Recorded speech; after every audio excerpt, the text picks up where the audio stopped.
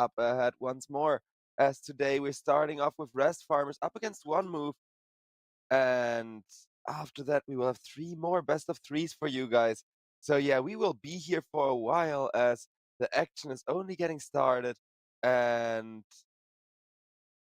yeah, Rest Farmers, they're already picking up something interesting. I was gonna mention that actually, as we are going into the first draft here, because one thing teams have started doing a lot more is not only getting more proactive, but also now that the playoffs are kicking off, they have found a lot of these heroes where they go, hey, maybe this hero is a little bit better in this current patch than we thought it was. And then waiting to reveal it kind of in these games that matter in the lower bracket playoff, like a first pick Bloodseeker. And I mean, we've seen a bunch of Bloodseekers before, don't get me wrong.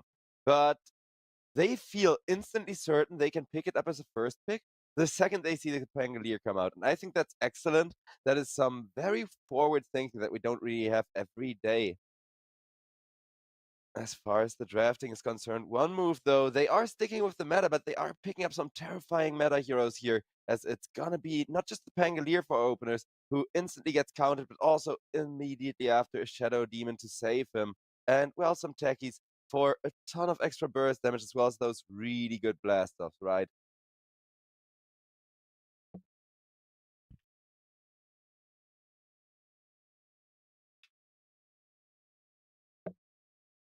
And Rest Farmers, they got a Chen for themselves, so the creep army will be there, a lot of early game momentum will be there. Another thing the Chen excels at nowadays is making stacks for the carry, while also helping the lanes, because you can be at multiple places at once.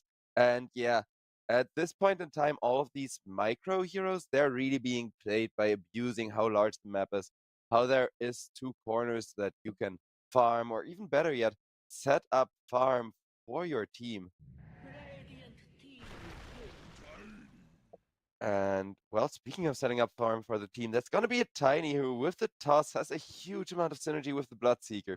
Although I think they changed it so that toss doesn't count vertically anymore. Because tossing somebody up when they're being ruptured would also count for damage. So literally just tossing them straight up in the air and catching them again, basically. But that was in the Source 1 days. And Rest Farmers, they will pick themselves up a Timbersaw next. Alright. So it looks like after Bloodseeker, they do want to combo up on the aggression, double down on that aspect. 10 seconds remaining. As One Move. 5 seconds remaining. I mean, against the Timbersaw, how greedy can you afford to be here? And you can't really go for the classics like Dragon Knight, Huskar, all of these reliable strength heroes you can pick up the front line in the current patch. So it will be a Medusa instead, who is a little bit tankier against Rupture. Because, yeah, it's percentage-based damage, you can literally walk it off with level max mana shield. In that sense, a nice way to deal with the Bloodseeker Tiny combo here. A nice way to deal with the Timbersaw as well, since despite how terrifying Timbersaw is with running death to strength heroes, Duza, she's still very much an agility hero. 10 seconds Also, remaining. look at what I got in my lap. A little black co-caster I just picked 5 up. seconds What do remaining. you think of the Duza? And she got against my mic there, which, yeah, I'm sorry for.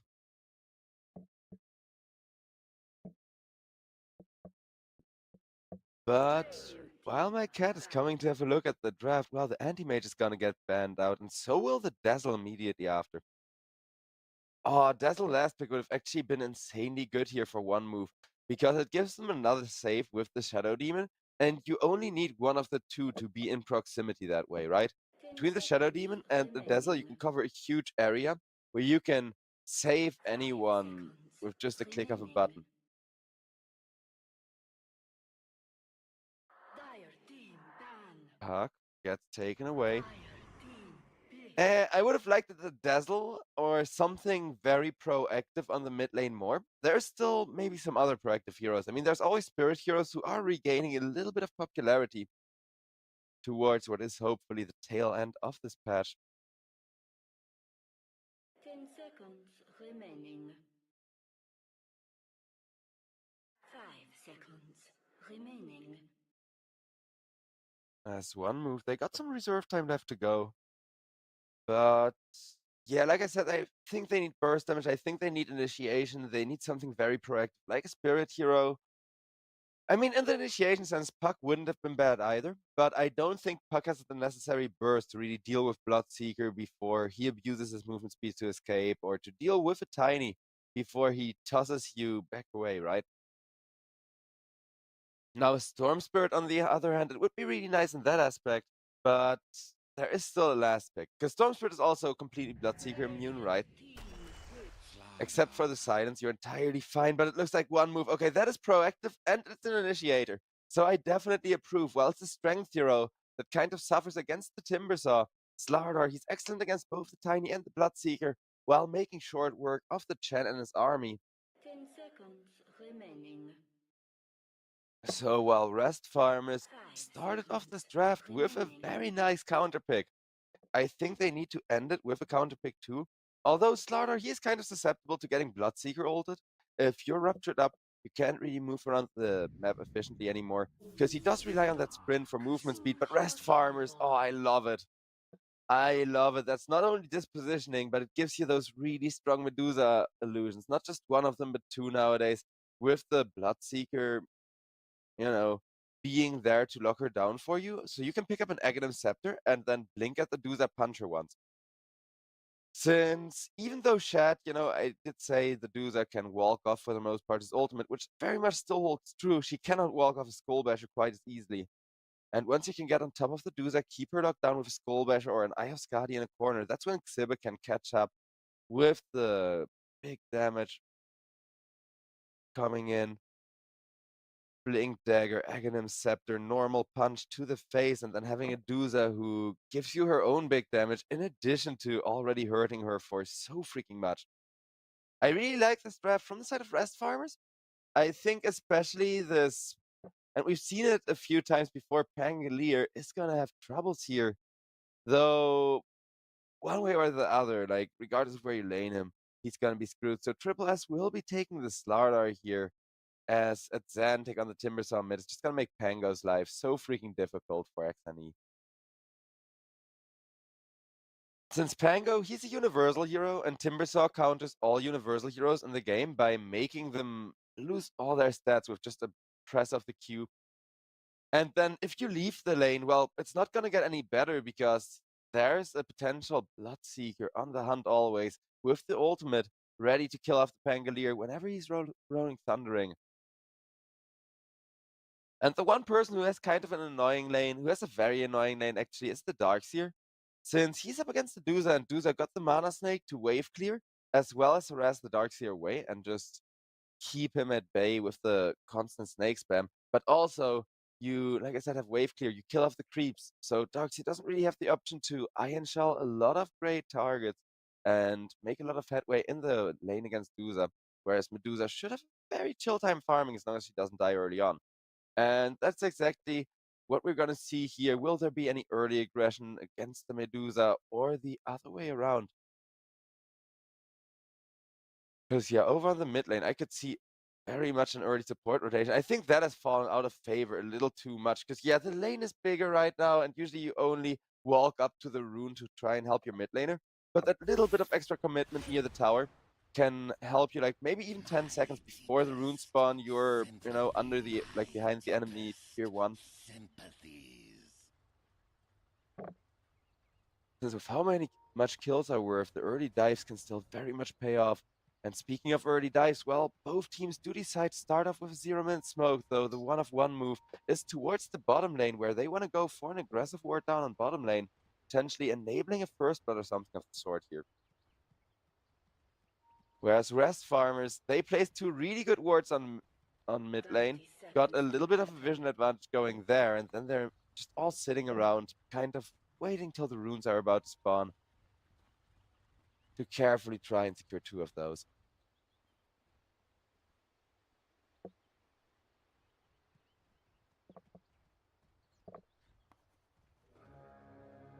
As for Clockwork,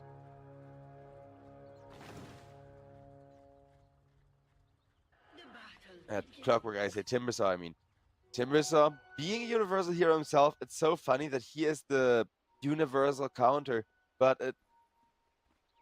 isn't gonna be as easy to counter out a Pangolier as it is most other heroes because of one simple reason. Oh wait, we got a first blood attempt over on the bottom lane onto Shad, as Shad running for his life. He is a Bloodseeker, so one of the faster heroes in the game, but even with the passive skill, people need to be low health first, so down he goes. Dr. Bum takes the first blood there with final right click, and that is gonna be a huge first blood for one move as they all head into their lanes, got an immediate XP advantage. And well, Bloodseeker is just instantly coming right back in, delaying him for as much as possible from getting, I think it's gonna be like a Maelstrom build, something of that sort, but getting the farming item especially is gonna be huge.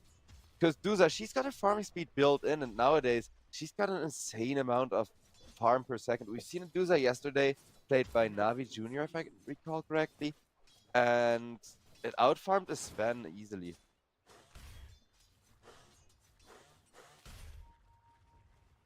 Whereas on mid, you can already see XNE having a bit of a hard lane. Only gonna get rougher for the Pangolier here.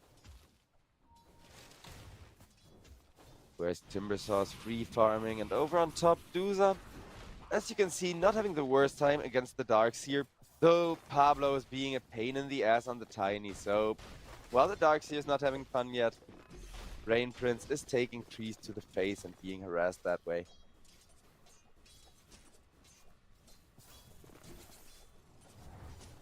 And there's that Mana Snake spam, which is only gonna get more annoying, but it's already great for keeping Xiba at bay. Whereas Xiba, he's going for a single Nully into the Vanguard build. I love this build personally, it's great. It's very helpful for pups as well, because you can do some shenanigans and dive without instantly being punished that way. Whereas over on bottom lane, Triple S, he's got a techie, so once this lane picks up a few levels, they will be okay, but until then, they're not having fun against the Darkseer. It's very much in both lanes, very one position favored. As Shad, he's only gonna get quicker the longer the game goes on, as Dr. Bum, of course, wants to use the Blast Off for harass, wants to use the Blast Off to kind of make sure that Shad isn't farming, but in doing so, you do give Shad a little bit of extra movement speed.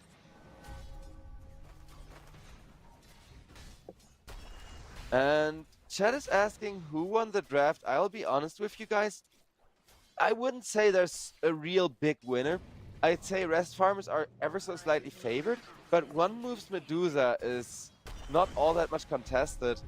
So it's really just both teams drafting around their own carry.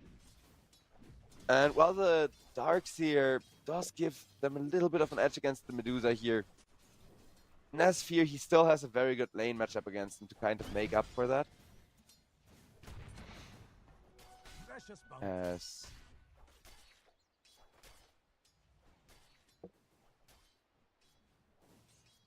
over on bottom lane, just a little bit. Also, my production is trying to give me a fact, but it's not showing for me. It's showing for you guys?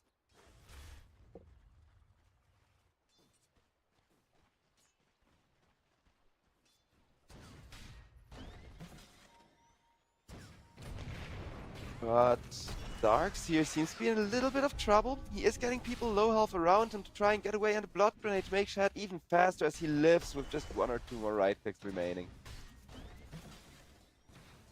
Handskin taking a little bit of harass to the face, but will be okay.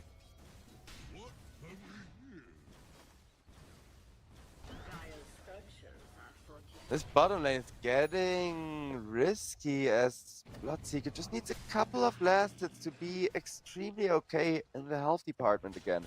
So I understand why he doesn't want to leave lane, and the fact that we tried to show was the last time Shad played on Bloodseeker against Nemiga was at Pinnacle Cup Malta Vibes number 4, and they lost after only 23 minutes. Oh boy.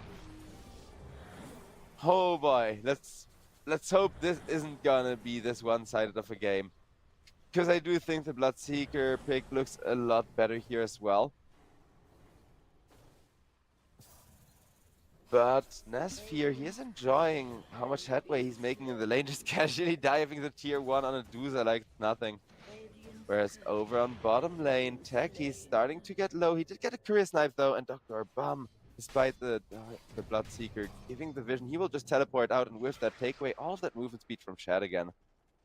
That's the annoying thing. If people know how to play around a Bloodseeker, he's really not that strong as a one position until he gets a farming item and screws off to the jungle for like 5 to 10 minutes. He's fast as a carry, don't get me wrong, in the whole farming up sense. But not this fast as Pangolier comes in with the Rolling Thunder and another Swashbuckle to make sure they get the kill. As Triple S wants to chase for more. They're going after Handskin. Handskin stunned once, stunned twice, a little bit more damage as XNE takes the kill. And he may have had a really hellish lane against the Timbersaw, where Timber just has such a good matchup against Pangolier. But guess what?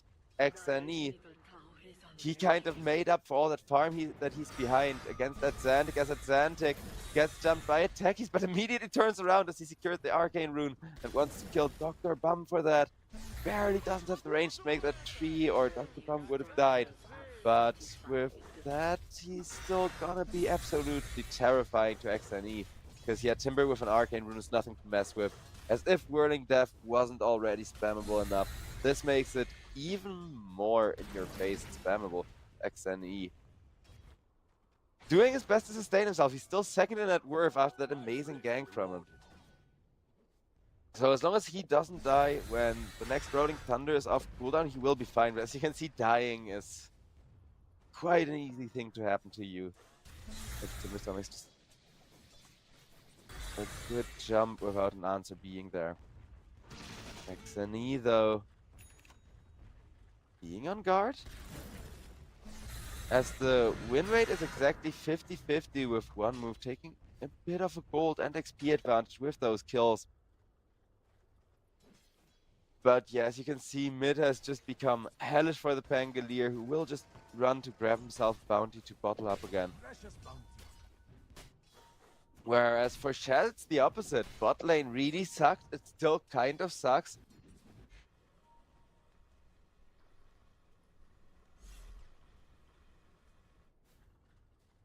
But Xiba is approaching that Vanguard to be able to kind of ignore most of the Duza's harass at least.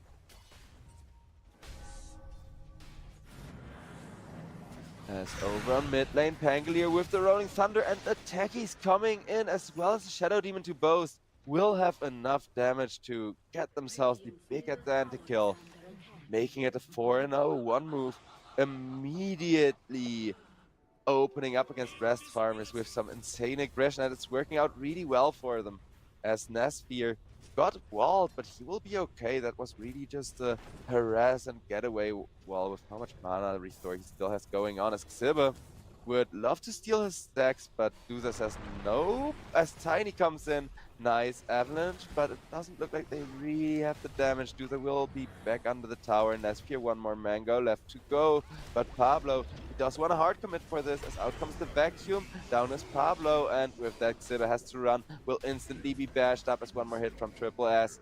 6-0, what a counter rotation. One move there, not just good being on the aggression and being the ones to make the move, but they're also extremely good if they're being ran at from the looks of it. As Shad, he could have a similarly bad Bloodseeker game as the previous one at this rate, because look at the Slardar just bashing him down, as Bloodseeker is going to be able to get away. And Triple S now needs to be a little bit careful, but in comes the Pangolier for the cleanup onto Pablo, as they will leave Handskin exposed and up to be killed with the Rolling Thunder that just come ready all conveniently for XNE.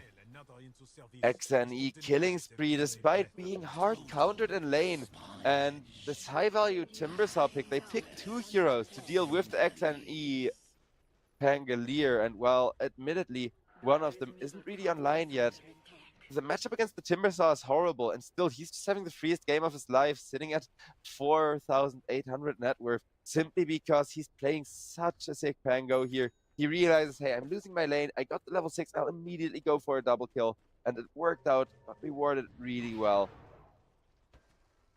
As now one move, they're already ahead in net worth, and the Duza is only really starting to hit the jungle and kick off in the farm department just now. which is gonna allow Bloodseeker to get Darkseer to get a lot of money, and while Bloodseeker is being ran at over in the bottom lane once again in Shad. Oh, that's just rough, but the Slardar to counter the Bloodseeker is just huge. I see why they last picked it. It's really paying off here. I was expecting that Bloodseeker would just lane swap because that's the easy counter you can do in this particular game against Slardar. But the Slardar wasn't an issue until that first blood happened and he started losing the lane. He only really became an issue as he had a level advantage and enough damage to actually go for kills on the Bloodseeker, who's usually just able to outrun a Slardar, of course. Precious bounty.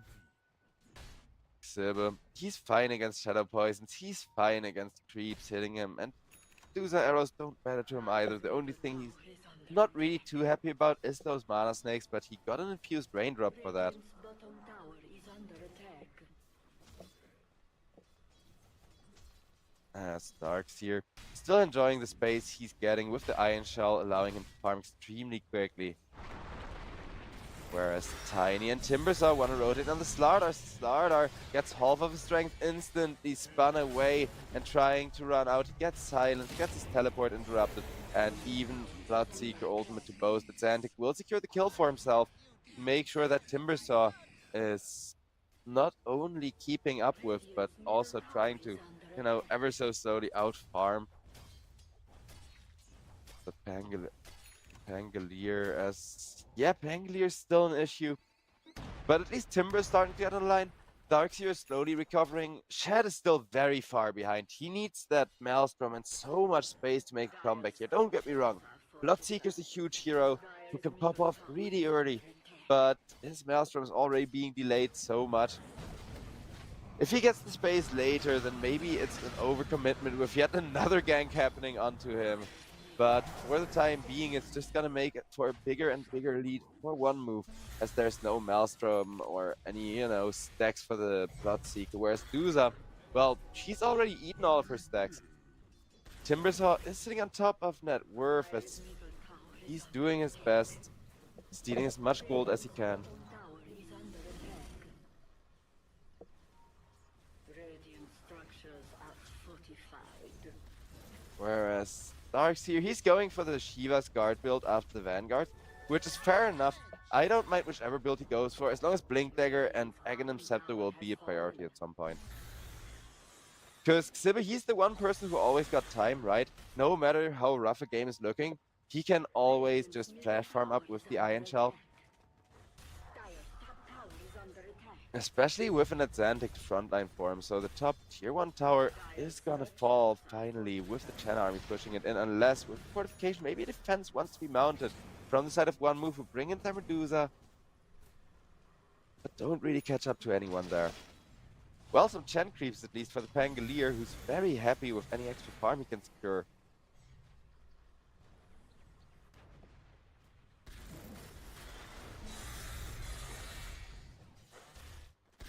As at Xantic, just buying his time to level up the Kaya. Bloodseeker, 1000 gold away from that all-important farming item. However, Shad, he could be in a bit of trouble if he comes too close to Triple S. This Slardar, he's extremely terrifying still, and he's debating whether to go for it. Making sure to wait for the Pangolier, who comes in with Rolling Thunder, as the Rolling Thunder is instantly gonna be countered, but so is the Bloodseeker. XNE doesn't even care that he's ruptured up. They did first pick that Bloodseeker too to counter out the Pangolier. That's just rough, because XNE, he's performing so well on this hero in the first game of the day.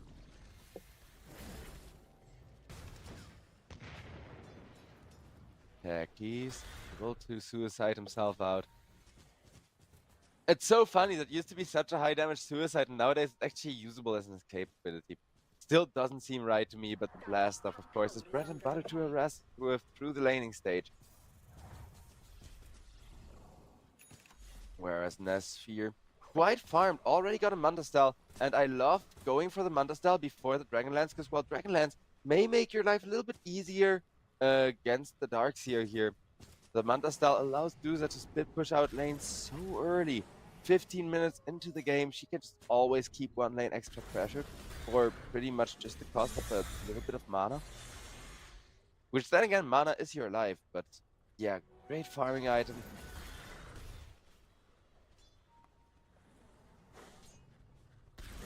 Now we're gonna see that Medusa pick up even more pace until she's at top of the net worth, but right now Atlantic does still have that honor. As he wanted to go in for a bit of harass. Didn't quite hit anything. I mean, kudos for trying, I guess. As one move with a 3-man smoke will have it broken by Pablo. That's not quite the high-value Xibber kill they were looking for.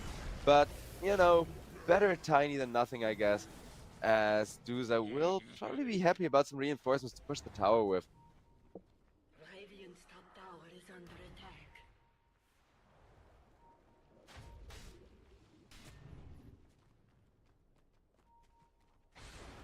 As Guardian Greaves almost completed for Xibber. And not for Xibber, for... Wait. We also got a bit of okay, so just Duza pushing in with the Shadow Demon once more as the tier 1 has fallen now. Fair enough, though they do get that tier 1 they wanted. And Xibber got himself what's it called? Nobody builds this item in my bracket. Crimson Guard, that's it.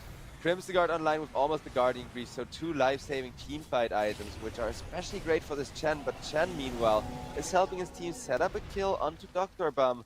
At least if they can get it, as the disarms are there, and a nice turnaround from Dr. Bum, even though the kill was still there from the Bloodseeker. It didn't heal him nearly enough, and Chad gets a tip for that. As Pangolier already got the Diffusal Blade, got a crap ton of damage running. As Triple S with the BKB reveal wants at least any one kill out of this. With XNE jumping in, killing off Hanskin, they will get the one, though it still isn't the high value Xibber. And yeah, now you can see Crimson Guard already insane with the Shivas, and then Guardian Greaves, he can save so many lives. So I do like this classic Darkseer build, especially because it saves your Blink Dagger Aghanims combo for later while still doing so much for the team. But yeah, Dr. Bum, wait for it, wait for it. With the amazing turnaround once again on replay, chaining those mines into a perfect blast of there.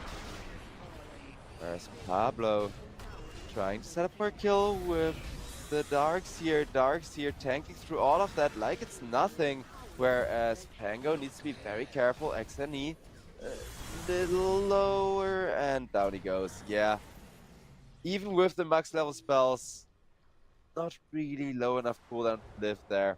Kind of unfortunate. If he would have had more juke space, he would have lived. Then again, I am kind of happy that rest farmers are proving this game isn't over yet. But Pablo, he will be surrounded by enemies, but dies to the Roche. So nice play there, making sure you at least get the deny going. But guess what? With the Slardar in position, one move, they just say, time to make yet another move, as Roshan left open for business and taking so much damage from the Duza here. I don't think they even know that this is happening either on the side of rest farmers. I think rest farmers are just expecting the Duza to be jungling up. And, you know, the team to be making some stacks for her and stuff. But instead it's gonna be XNE now having a second life entirely for free, and Nesphere, instead of going for the butterfly, he's going for a very interesting build here, as he's looking to queue himself up Moonshard. Third item Moonshard. It feels like a pop build to me, not gonna lie, but it does increase your farming space exponentially. So I think one move's Duza is just saying, you know what, I still got 5 more minutes to farm, and this item is definitely gonna make him worthwhile. Whereas over on top, Slardar running after the Darkseer and will succeed in bringing him down, although he did have to activate his BKB. Triple S once again with the low health plays. 8-1 Slardar, who's just been doing an amazing amount of work, and we'll have that Blink Dagger extremely soon, as the BKB use has just been insane. But Pangolier will lose that Aegis almost instantaneously, being jumped by Pablo and some backup. So Pablo will be the one dying. No, actually, the Timbersaw gets the Haste Rudy Knight in front of him at Zantic. Almost in trouble there against the Rolling Thunder. XNE, just such a terrifying beast. Queuing up and almost completing the Aghanim Scepter. Oh, that's gonna put him at so much damage. Now, don't get me wrong. Pangolier kind of falls off, and against the Bloodseeker, the game could still get hard for him. But for that, the Bloodseeker needs to come online first, which is a lot easier said than done, even with the Maelstrom now completed. He needs a lot of space to farm, and right now space is exactly what best farmers are out of. Sibum gets poked quite low, but he does have a good bit of regen and does have an Iron Shell, as Triple S gets drawn back under the tower, will be killed off. No Rupture committed either, but Bloodseeker very happy to get a bit of kill participation, while his team are taking down a Tormentor, and will give Hanskin a shard entirely for free. That's some good counter value, because there is still a humongous gold lead on the side of one move that rest farmers kind of need to deal with here, slowly but surely.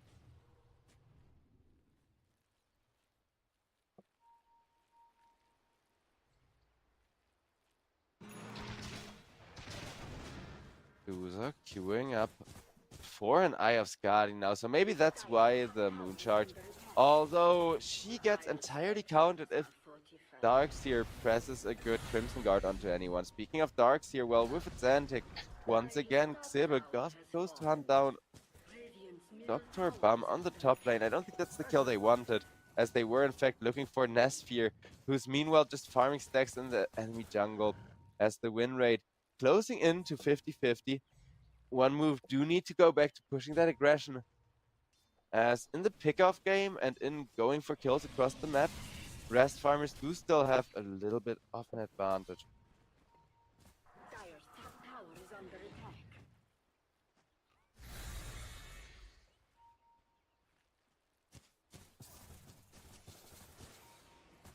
Everybody other than X and E over on the bottom lane now trying to get some jungle control, maybe go for a gank while also keeping the bot lane shoved out. But you can see one move playing a lot more defensive and disciplined right now, making sure they stay in formation.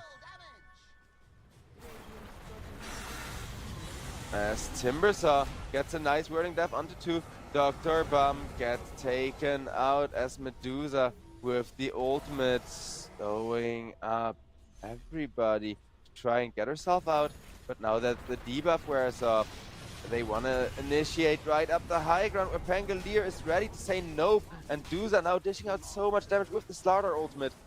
Nesphere, he may not deal any damage against the Crimson Guard, but with the Slardar ultimate, he at least hits for something. XNE goes for a Rolling Thunder teleport, which will be his death, as he didn't see it in time, but he was ruptured up just before his ultimate started. And with the Bloodseeker getting that huge return gold onto XNE, they will just dive the tower for a bonus kill there. Rest farmers, they're back.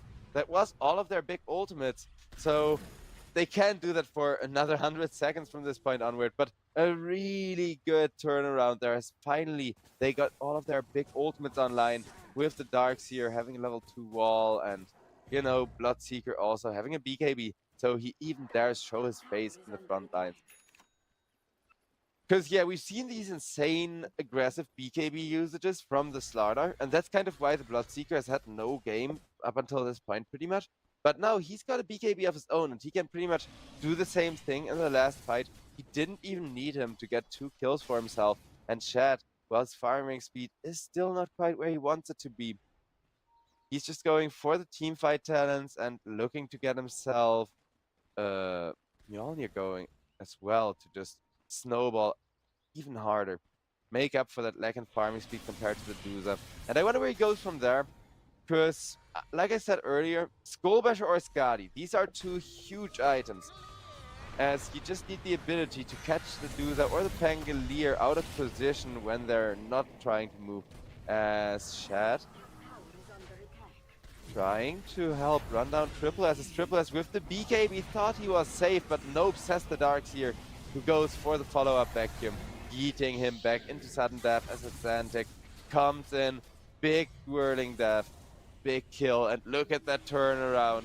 Rest Farmers, they're doing it here. As they brought Shad online, and that's, I did say it early on, that like rotating for Shad again when he had already died 3 times may have been an overcommitment. The Dusa is still free farming, so this game is far from over.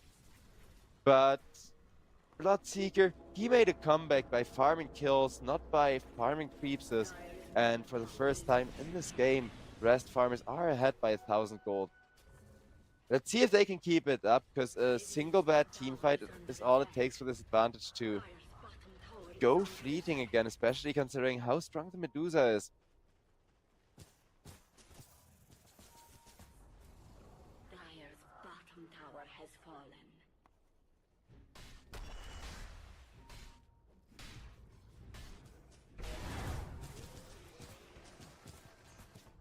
Dire's courier has been slain. And that will be the Ayoscadi recipe being killed off on the courier. So Dusa now stuck without a huge item for a little around like 3 minutes. 2.5 left, yeah. 3 minutes. Level 18 Dusa.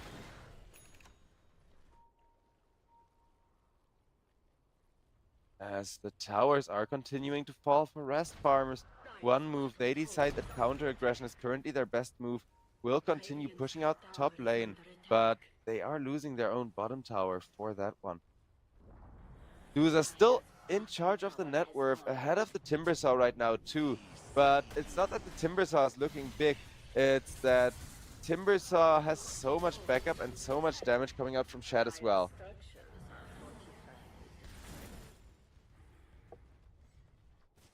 Radiant's top tower is under As attack. Dusa trying to absolutely max the split push. I'm not really feeling this Moonshard up to this point. I'm not gonna lie to you guys. Not even 200 damage at almost 30 minutes on a Dusa who has done nothing but free farming. See, if it was defensive item, I would definitely agree with Nesfear. Because he hasn't died a single time. He's clearly doing a good job at this Dusa game. Especially with how early he had the Manta Style and used that to push out lane even Radiant's further. top tower is under attack.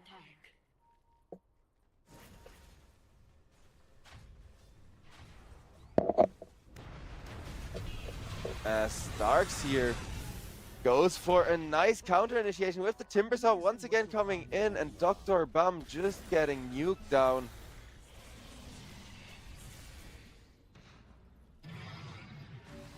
$2K lead for the side of Rest Farmers, even though they only got the techies. That was still a nice little attempt at a response, though. The Wisdom Rune, at the end of the day, it was denied by the Chen, so neither team gets it. The other one was denied as well, so very nice little play there. Even more space for the side of Rest Farmers. Though this is only gonna get the Medusa more space, and now Medusa has finally decided, you know what, I need damage, gets a Demon Edge, and will turn that into an MKB to all of a sudden deal twice as much damage and be way more useful in those team fights. I mean, maybe he wants to buy the Moon Shard to have it out of the way, right?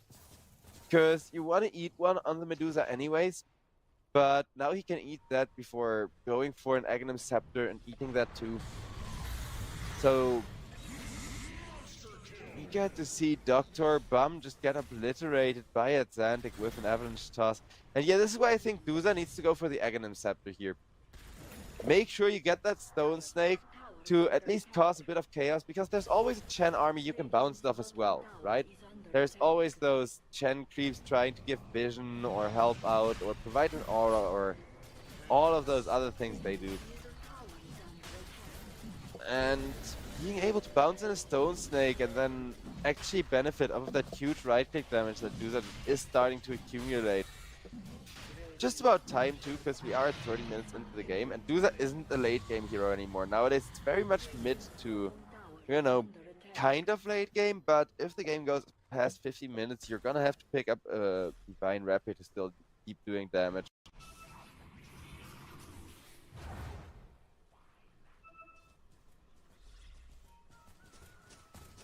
But all of those Dusa illusions, they are still a pain in the ass to deal with as far as them pushing lanes go. Whereas Bloodseeker wants a Mantistar of his own. With the 9-second BKB and the Mjolnir, he's definitely great at running people down, and it won't be one of those Aghanim Scepter builds that we're used to seeing from him. But I much prefer this, with Satanic and the Butterfly already being queued up. And that's just gonna be a huge amount of value for Shad.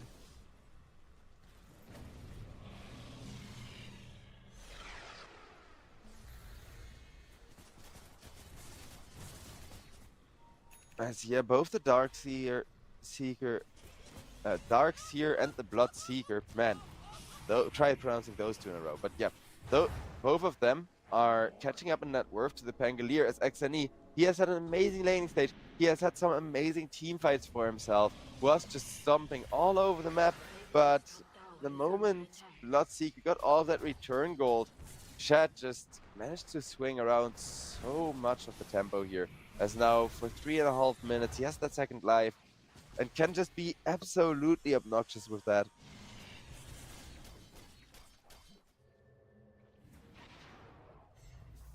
Radiant's top tower is under attack. Well, everybody's still farming. As pushing the high ground may be hard even with an Aegis for the side of rest farmers, especially with the Dusa illusions constantly defending it.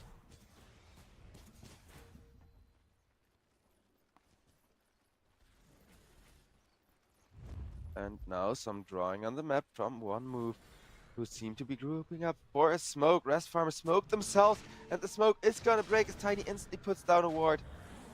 And they know from where the smoke's coming now. Dr. Bum would love to get that D ward, but he realizes, hey, my smoke's breaking here, so I can't really take any major risks. Dire's top tower is under attack. As top getting shoved in with all of those ancient creeps will be dying momentarily. No more tier 2 towers left for the Dire when that happens. Dire's top tower has fallen. As Nasfir, he is terrifyingly farmed. But I don't know, it feels kind of underwhelming compared to the Butterfly build, I'm not gonna lie. I mean, I don't mind this Dusa build so much, like the Moonshard part, which Chad seems to be really mad about. Maybe he should have forgone the Dragonlance to get a Butterfly after Moonshard though, or something like that. I'm just missing that evasion and extra damage from the Butterfly so much. Because, well, yeah, Bloodseeker is definitely going to pick up 1 or 2 items that help him pierce the evasion.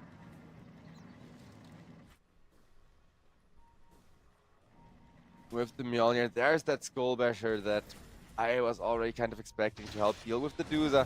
And the Rupture is going to miss on the Pangolier as Shad barely lost vision. Will be killed off for that the first time. Not too long before the age expired though, so I don't think he minds that much as long as they get anything out of it.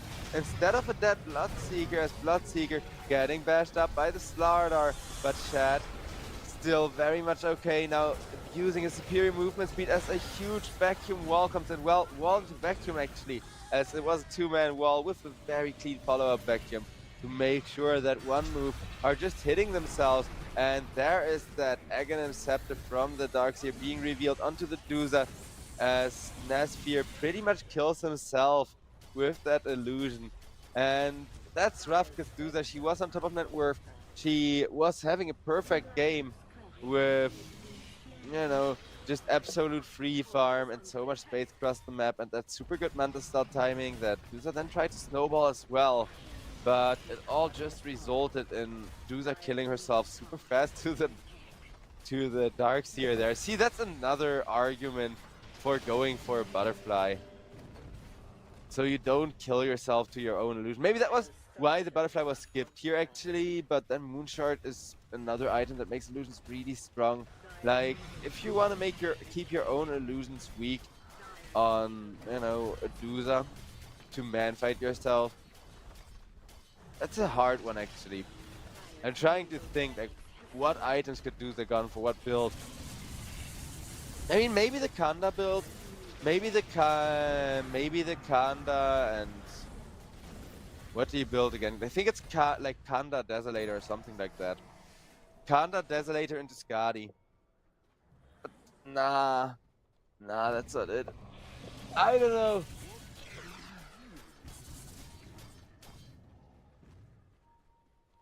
I know that, like, Desolator is actually not that bad for the Dusa herself to, like, have your own illusions not kill you. Evasion is another very helpful thing for that. BKB, I guess, but Nesphere, if that illusion of him already gets made, then getting the BKB off will only cause him to die still.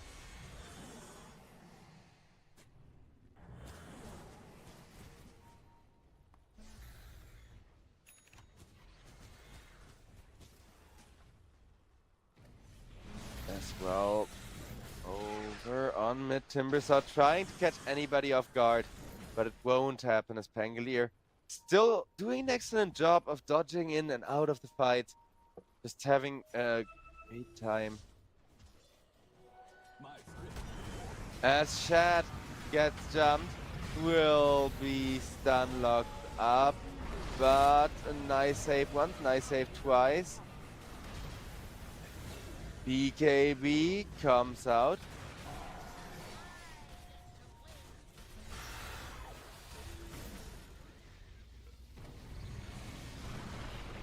As Dusa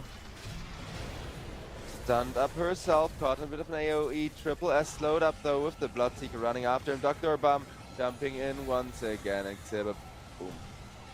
Down he goes. The boom even not really needed though. Dusa is starting to get low on mana, and Nesphere once again with this time around the Bloodseeker finishing the job. Not only does he die, but Hanskin in the backlines being kept alive. So while yeah, that high value Dusa killing Darkseer dies, killing of the Darkseer is only part of the job, as now with the Ancient Army and the Fat Bloodseeker, just look at this Dire base fall. That's gonna be mega creeps. That's gonna be the tier 4 towers melting just as quickly if people don't buy back, and Techies will indeed be forced to buy back. But they need XNE to buy back, and it's already too late. GG. A rough one for one move, and they looked so clean too. Oh, it was going so well. XNE just single-handedly stumped the game, then Slardar took advantage of XNE having stumped the Bloodseeker and Bloodseeker being behind, and they were snowballing. But even while they were still ahead, you guys gotta give me some credit here. While they were still very much ahead, also, wait, Shades for sure with we're on camera. But, well, they were still ahead. They already were committing for the Bloodseeker a little bit too hard, and I did point it out when like Xibba was farming and they were ganking Shad, and I said maybe that's a bit of an overcommitment to have 4 people run his Shad once again. And it turned out to be. It really turned out to be, because they didn't keep Xibba in check. Xibba, he went from, well, pretty much 2 life-saving items. He skipped the Shivas as well, to going for the Blink Dagger Aghanims build way earlier, and then straight up disarm for the Slardar as well as, you know, helping out against the Dusa. But with that, there was very little that one move's draft allowed them to do, and it turns out that super bold one position first pick Bloodseeker, they only saw the Pangolier, and they say the Pangolier is enough. We get our one right now. And it worked out for them. So let's see if they can continue to go for drafting this bold, or whether Rest Farmers have something up their sleeve themselves, because Rest Farmers, they are known for going for some interesting drafts, but we will see that. 70, he's got the, or Apollo rather, he's got the Fiend's Grip. He really wants to use it on someone. CML gonna show his face, and he's gonna get eaten up. Num num num num num num num. Erica's gonna gladly clean that one up. Now Rockets stolen from the Rubik. He's gonna start using it. Will use it onto the Gyro. Densanity. Once again, he will die, but so will the Clinks as well as the Bat Rider. Lewis is doing a good job of cleaning up these heroes. Here comes the mech, keeping Lewis safe. Beyond comes in, nice hits with the Hammer of Purity as well as that Shard. Soul Assumption stolen from the Rubik. It's gonna be big damage, a big nuke onto the Visage. Tino, how do you like that? A taste of your own medicine. And now Shanks, you're next. Shanks will fall. Big hammers from beyond, big hits from 7E. I mean, Execration, they're gonna snag this Roche. Come on! Yep, they got it. Now they have to get the heck out of there. There's no good angle for them to leave. This might be a bit of a difficult fight. When they lose Shanks, Beyond will clean that one up quick and easy. A beautiful 3-man stun. And an immediate stolen grip on it, Insanity. He'll get canceled with a Rolling Thunder from Lewis. But the damage, it feels like it's been done. Erica's here, and Erica's wailing into this gyrocopter. We'll be able to finish him off. Erica back in the invisibility. 7E trying to get away. He will be able to. Beyond hitting 7E with a few hammers of purity, just as God intended. Up to the high ground they go on top of Lewis. Lewis is taking so much damage. Lewis will die. The lone survivor is currently Densanity, but he's trying to fly away from this one. I don't know if he'll make it. Stunned up from 7E and Densanity. He will surely perish here with Erica running right in on top of him as well. Give him the Deso charges. Give him the kill as well. But it won't stop the grip. Lasso connects Lewis. He's been caught and he has been killed. A beautiful 3-man bushwhack. It's going to be the end of ZZQ as well as Beyond Insanity. Just tore through them. And they've got the Fiend's Grip onto 7E. They've got the stolen Griffin Ponlo, but he'd like to just be able to get away with it. Acorn Shot bouncing. Bushwhack will just barely not connect. They've caught Ponlo. Nice, beautiful 3-man stun blows up to Insanity. He's gone. He's out of here. Erica's cleaned them all up. 7E will go down to the beautiful Acorn Shot at the end of it all. But still, they get so much from Erica. It's a bit of a nice edge at the moment. They're gonna go in. Right in onto Tino. Densanity pops his BKB immediately as well. Erica jumps in and jumps in. He's gonna pop his BKB. Now he's onto Tino. As Tino jumps in, he's gonna get croned along with Densanity. But they've disruption the wrong person. They go down to Tino. They forgot about Densanity. Void just switches targets. Now Shanks will die. Tino is dead as well. Densanity. They should be able to kill his off his second life. No TP, no way to escape. Densanity, he's dead again. On the back, they are gonna try to. Oh, they check out CZQ. Turn him into a little sheep, which is going to give away the sheepstick, but there's a lot of mines, and they didn't catch him in the arena as well. Erica, he pumps the Chrono, but they know they can't commit onto just those 2 heroes. They need more, and they very well may get more as Pango's jumping in. Erica is holding the Chronosphere. He needs to put Pango in a good position. Disruption save will save the Terrorblade for the time being. Densanity pops asunder. The faceless Void, he's dead in 90 seconds, no buyback. Soulbite connects onto 2, silence on them as well. 7E, he comes back in. They need to kill off Densanity to make this worth it, and they do. It costs them everything. A very costly fight for Team Zero, but they get pretty much everything they could ask for. Just the Terrorblade. And Pango's arrived, but It's Megas. That's at least this lane of Rex. Try to make a TB illusion to fight up against all the other TB illusions, but it's not enough. The physical damage. ZZQ, the Greaves. Don't keep him safe. Here comes the Chronosphere. Insanity once again. He's caught, but Shanks hit with the save. Once again, Insanity stunned will be brought down 90 seconds without your Terrorblade. Now they want the big one. Shanks. Dragon Tail stun only connects onto 1. Tino's got to teleport away.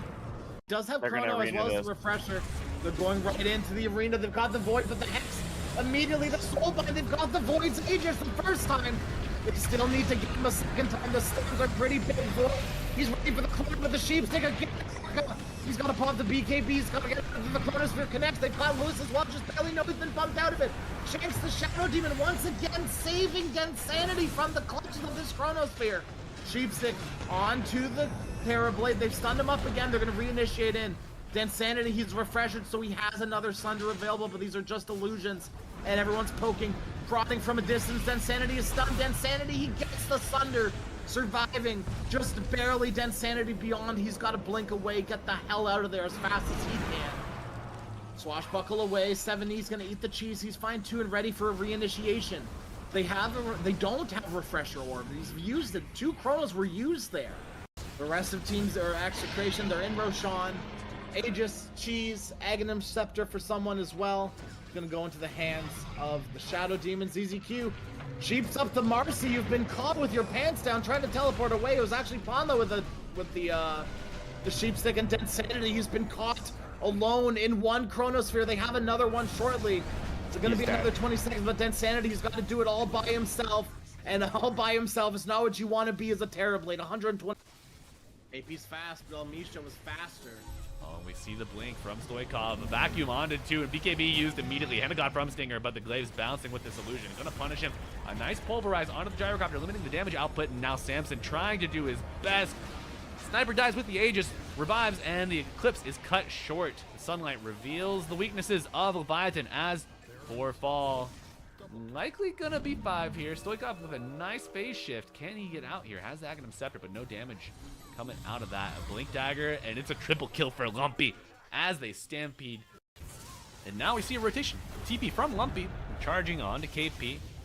No trample just yet, on cooldown for another couple seconds. And Stampede coming out from the Centaur Warrunner as we see nearly a rainbow TP coming out from the Dire.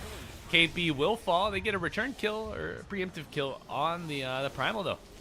Stoikov has rotated, using that Pulse Nova, but he will die. The damage from the Dire, simply too much to handle. And Zephyr, well, Zephyr, it's dinner time, and we've got some bat wings ready. You know, catching up to change can be so difficult. Disruption onto Zephyr top, but Beast Coast pull back, awaiting the arrival of Vitali. Doesn't want to use Stampede just yet, but might have to as the Reality Rift lands. Chaos Bolt, not enough control. The arrival of the Beast Coast reinforcement spells doom for Sammy Boy, and a Demonic Purge onto KP will pierce this BKB. Earth Splitter coming in to break up the fight, but it arrives a little too early. And the beautiful patience of Vitali spells a stun for KP, but another stun in turn. The lasso with the split earth. Stoikov on a killing spree, gonna get another kill, a double perhaps, onto this Primal Beast who was just a menace in the mid lane, a minch if you will. Freezing Field put to rest. Positioning, he does have the ult and the drums with a large stick available. And now the Wukong's command used Cogs, saving Zephyr from a little bit of magic damage. And the Flavor coming out from El Misho, trying to get out of this Wukong's, but it shall not have a Chin Creeps, getting the stun, getting the magic damage with the Angry Tomato throwing himself. And KP under his tier 2 tower in danger. Pig and Lumpy searching for the kill that they will find, and Lasso coming out, limiting Stoikov's effectiveness here under the tier 2 tower as he dies. A double kill for the Monkey King. What have you done really this game outside of sit in lane the entire time and lose your tower? It's going drums AC and Zephyr. It looks like he's going to be a free kill. Oh yeah, and unreal aggression here from Beast Coast. I was going to commend the use of the Cogs to give you a little bit of an extra damage barrier on the Clockwork with this Pavise, but the vacuum pulls you out of it as the second Eclipse gets let loose, and they will rip this Monkey King out of his trees. And looks like he may have found a banana peel to fall on as the Darkseer joins him. It's a 2 for 0 here, and they're going to get more. Dangerous place. Almisho's Illegal. Illegal movement from Samson here. Manta not going to save him from the Boundless Strike, and he's getting body blocked by El Misho, forced back into the Wukong's Ken with the Flame Break. Gets out. They're walking on the outskirts of this skirmish here. Vacuum pulling him out of the Cogs. No more magic barrier for Zephyr, and KP gonna get burned down, though slowly. Chin to join his brother in arms in death. A return kill on the Bat Rider. Stoikov remnants in, but it will spell doom for him. Lumpy simply too strong. 4 charges on the Desolator. And oh, Lumpy going for more here, splitting the wickets, giving Pake a double kill on the Weaver. Right. Now Vitali would be a great kill here, enveloped on all sides. A ton of burst damage coming out. He does get the Wall of Replica out, but no big illusions created just yet. BKB used on Lumpy, and Lasso will drag you to your doom on KP. A nice Gravekeeper's Cloak coming out, gonna restore a little bit of HP. But the root from the little friends on Samson. We do see the Conda and the Shard completed. So a ton of damage coming out from Samson, getting a triple kill. Absolute banger of a reversal here, and now Pake. And as long as Pake is here. Samson uses his Manta preemptively, no Dispel available for the carry player. And he gets contained in the Wukong's command, and Stoikov gets drained and dragged back into it. Samson hit with the Wall of Replica. These illusions are certainly pumping. Aegis is using a nice hook shot onto the Monkey King. Lumpy pops the BKB, gets to the high ground, and we'll get to the tree line. Able to maybe pause and re-engage, but the root coming out, and he will die. Nice play coming out from Stoikov with the double kill. perhaps using a little preemptively now. With that tier 3 tower falling, the glaives will begin to bounce as the normal punch coming out with the wall. No vacuum just yet. The flaming lasso to limit the movement of Sansom. Though he does pop the satanic, and my computer is on fire with all these frames dropping. Holy shit. Wukong command comes out, and it's not enough to kill the Luna just yet. But on the outskirts of the fight, the mischief dodge will be enough to save him temporarily. A triple kill for the Luna post-mortem, of course, as those glaives bounce, and Stoikov going back in for another kill. TP on cooldown for the Monkey King. We see a flaming lasso used on Luna. A deep, deep hook shot onto the Enchantress as they withdraw and get back to the high ground here by the tier 3. Samson dies, uses the Aegis, will come back momentarily. Do they have another vacuum? Not for 20 seconds, though. The blink, normal punch with the harpoon into the Wukong's command, controlling Samson. He's limited, but now will pop the Eclipse, but dies immediately. Peg just pumping the damage here. Using the Manta preemptively, a long cooldown for quite some time. Monkey King rooted up. Lumpy will throw the Boundless Strike out. And now Stoikov is in the fight. Gets hit with the Flaming Lasso. Clockwork with the hookshot to interrupt, but a nice vacuum wall onto everybody. Ugh. Beast Coast lose their full lane of racks, but now on the offensive, looking to limit the effectiveness of Samson. Get a normal punch onto him. Another illusion pumping that damage with those glaives bouncing. Manta style used, and Wukong's command with the extra ring coming out. It is a massive AoE. Circles on circles. Harpoon. If they can find an opening. Should You're mention- playing with Io. You have relocate, but they're not really taking much initiative. Yeah.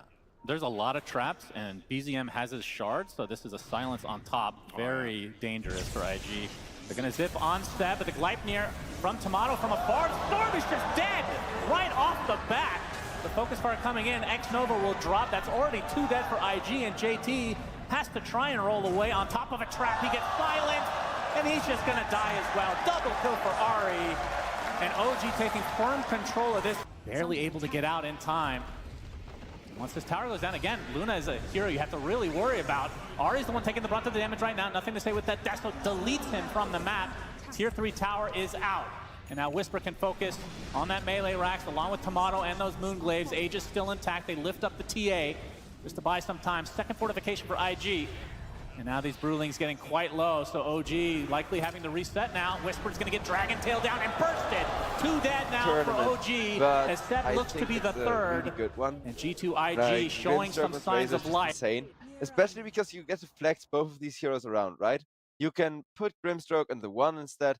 In the 4 or 5 instead. You can put Razor in the 1, 2, or 3 instead, depending on the matchup. You want the Razor wherever the Dragon Knight is going.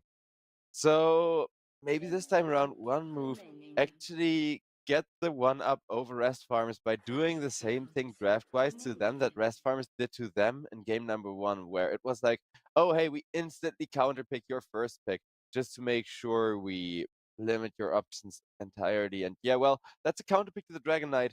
I love the Mirana though. I think Hoodwink, we see her a lot. Any stunning offlaner, any stunning kind of tanky offlaner is insanely good with the Hoodwink, as you can pin people to trees, set them up for sudden death.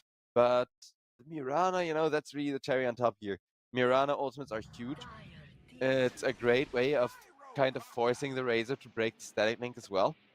And one move, they realize there's 2 super squishy, ultra high damage output supports that they gotta deal with. So they will be picking up a Gyrocopter here, as a lot of stun and a lot of damage comes out from that, you know, support position hero. It's just insane how much you can get on somebody if you stun lock them with the call down. And keep in mind, there is 2-man homing missiles where you can basically cast on 2 people with the Grimstroke ultimate. So I very much love this Gyrocopter support. Rest Farmers, let's see if they got a suitable counter for it. Because they've revealed their supports, and now they got to ask themselves, which of the 3 positions he can play is this Dragon Knight gonna be in? Because, yeah, he can definitely do a lot of work here. But as a 1, 2, or 3 position for that matter. You want him wherever you think the Razor isn't going to go. So Razor can be mid or off lane right now, which means Dragon Knight is definitely not going to be a 1 position, I think. Put him on the 2 and you risk being against the Razor. Put him on the 3 would be the safest. But then you need to make sure you don't pick any greedy heroes for the side of Rest Farmers next. So I'm sure that's kind of what's going through their heads right now. But yeah, put a Dragon Knight 3, go for not greedy heroes, very kind of early scaling, fast momentum based. Centaur, for example. Centaur is still left in the draft. And then put the Centaur over on the off lane, put the Dragon Knight mid, and go for a super greedy carry for a 4 predict 1 draft. That would be one option. Instead, it's gonna be Enigma for the off lane and Dragon Knight mid. Okay, so they do still do what I wanted them here, just with a different hero, because they need team fight, and they will get that team fight in the form of an Enigma. And they kind of sacrifice a bit of the Dragon Knight's lane for that. 10 seconds But, remaining. it does seem worthwhile here. They say Black Hole is more valuable than Stampede this game, and I'm always hyped to see myself some big Black Holes, especially against the Lifestealer, who has a free built-in BKB. He can press that rage and turn around. But let's see the last picks first. Because Rest Farmers are looking terrifying, but now they need to carry that kind of combos well into the Enigma while also being fast enough to follow the Dragon Knight and Hoodwink initiation, or to make its own initiations. Ban. Slardar gets taken away from one move, which, well, I am happy to see more Slardars, honestly. Triple S Slardar was so insane last game, so they just gotta respect ban it. It makes a lot of sense to be doing so here. That's one move.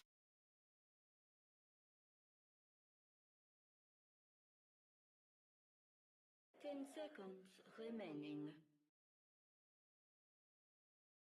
5 seconds remaining. Let's see what their next ban is going to be.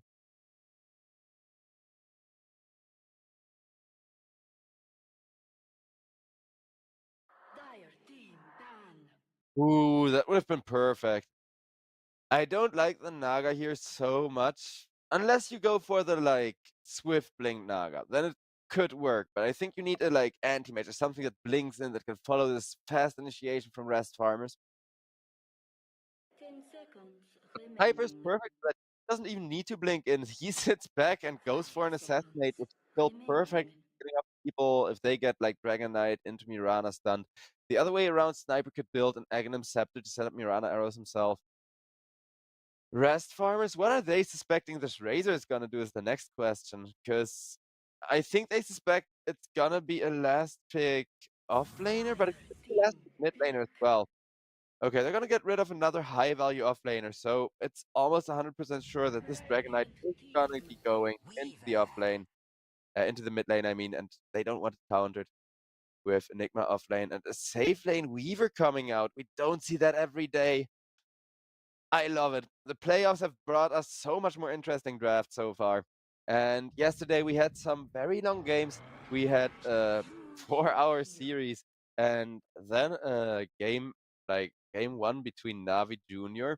and Rest Farmers was also pretty insanely long, but Navi Jr. did win that one eventually against Rest Farmers. As Rest Farmers, they do seem to be best playing around that mid-game potential, which this draft definitely offers them.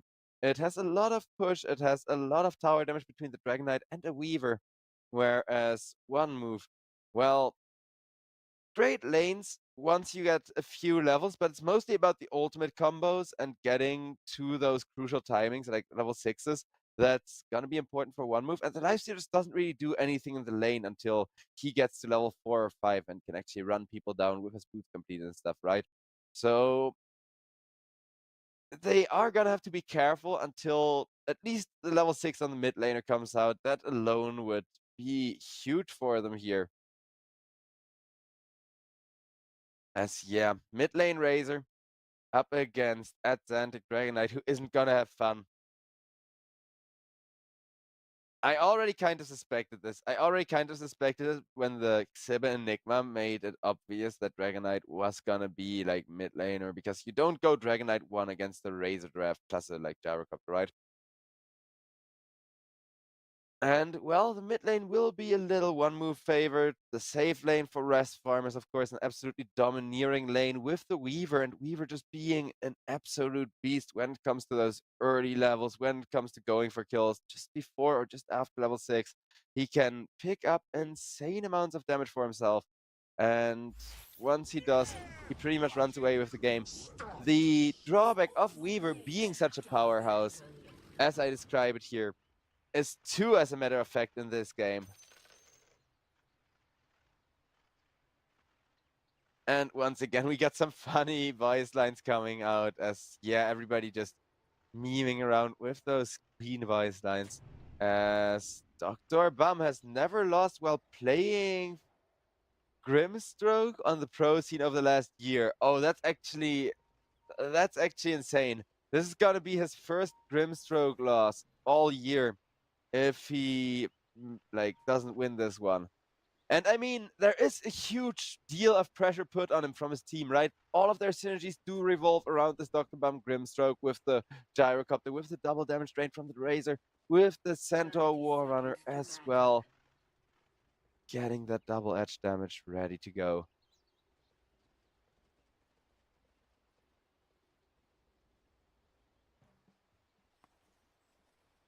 Meanwhile, Nesfear already in the bottom lane, sitting there with the Gyrocopter no less, which makes it absolutely impossible to go for the like bottom tower dive first, but that they did last game from the side of Rest Farmers. But Rest Farmers looks like they got far different priorities this time around. 3 runes being traded for just the 1.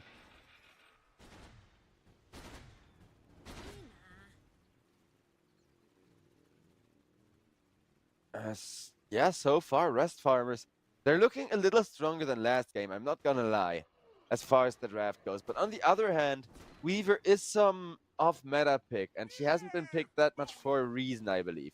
So I do think it's still gonna be a close and exciting game here. As well, for the mid lane, like I said at Xantic, he's not gonna have fun here. He did break the first static link, so until XNE has that level 2 or level 3, he's not gonna be that cancerous for the Dragon Knight to deal with. But trust me, the timing is gonna come, and it is just a matter of waiting.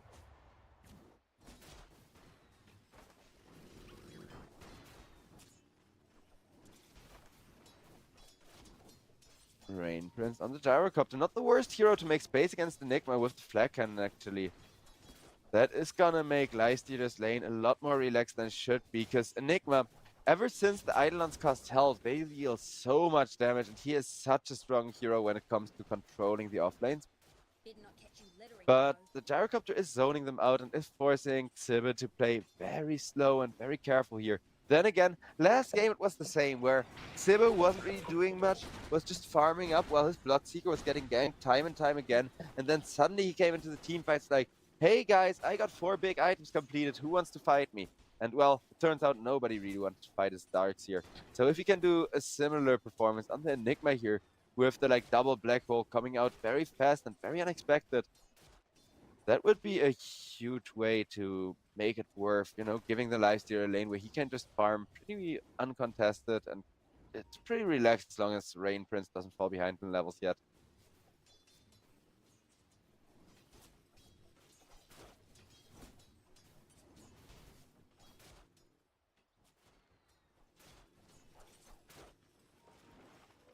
And, well, bottom lane seems to be kind of quiet. Top is also just not a lot happening, with Weaver constantly keeping the creep wave like under his tower, thanks to Mirana helping him out with pulls. So it's really the Razor catch-up timing on the mid lane that's gonna make this game a little more exciting, where level 2 or even level 3 of the static link is there. And then with a few levels of static link, you can just do insane amounts of work. Over on top, we do get to see a little bit of aggression now as Dr. Bum gets harassed extremely hard. But from the looks of it, he seems just fine.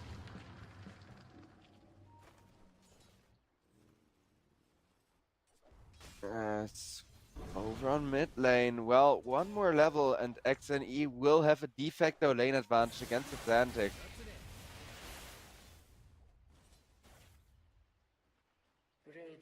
since, yeah, Razor making sure to level that static link and to be able to steal Atlantic's damage away. And that gives him perfect creep control. As you can see, he's just pulling the creeps onto his own range creep, forcing Dragon Knight to either use mana or have an XP drawback. And that is 50 damage stolen, so good luck lasting Atlantic as XNE for quite a couple of seconds now. As you can see, it's just so cancerous. And Atlantic, I like his approach. I like how he's just immediately starting to hit XNE instead. Like, well, I may not have much damage to get lasted with, but I do have enough damage to at least be annoying to you. And then it's just not really a death by 1,000 cuts, but harassment by 1,000 cuts, which I guess is good enough. As over on bottom lane, Enigma will get the first blood and will die to the creeps actually. As Gyrocopter just wanted to carefully get a little bit more damage, but took a hit from the firing squad. Too many, as that's gonna be a double kill for Xibum. I did tell you guys, the Eidolons are insanely strong. And yeah, the moment Gyrocopter can't really kill them off anymore because they're too high level, it will instantly be another kill. Though, you know, the early game isn't that decisive here. It's the same as last game, where really later on into the game, it's gonna be decided what team ends up getting a significant advantage. Because, yeah, Dragon Knight, he is remaining on top of last hits. He is still farming up, but rest farmers, they need more than 1k here, because they got a Weaver, and Weaver is not a late game carry. Weaver is like the Juggernaut, or what else? Like Luna is another good example where you're supposed to be ahead, so if you fall behind, you're automatically doing bad. But Weaver, he's supposed to be ahead by killing heroes, not by farming creeps necessarily. While few stacks to farm with the Swarm are definitely something he won't say no to. At the end of the day, it's those big hero kills he needs. And well, Enigma, he is starting to become a big hero who will be worth quite a bit of gold if he dies.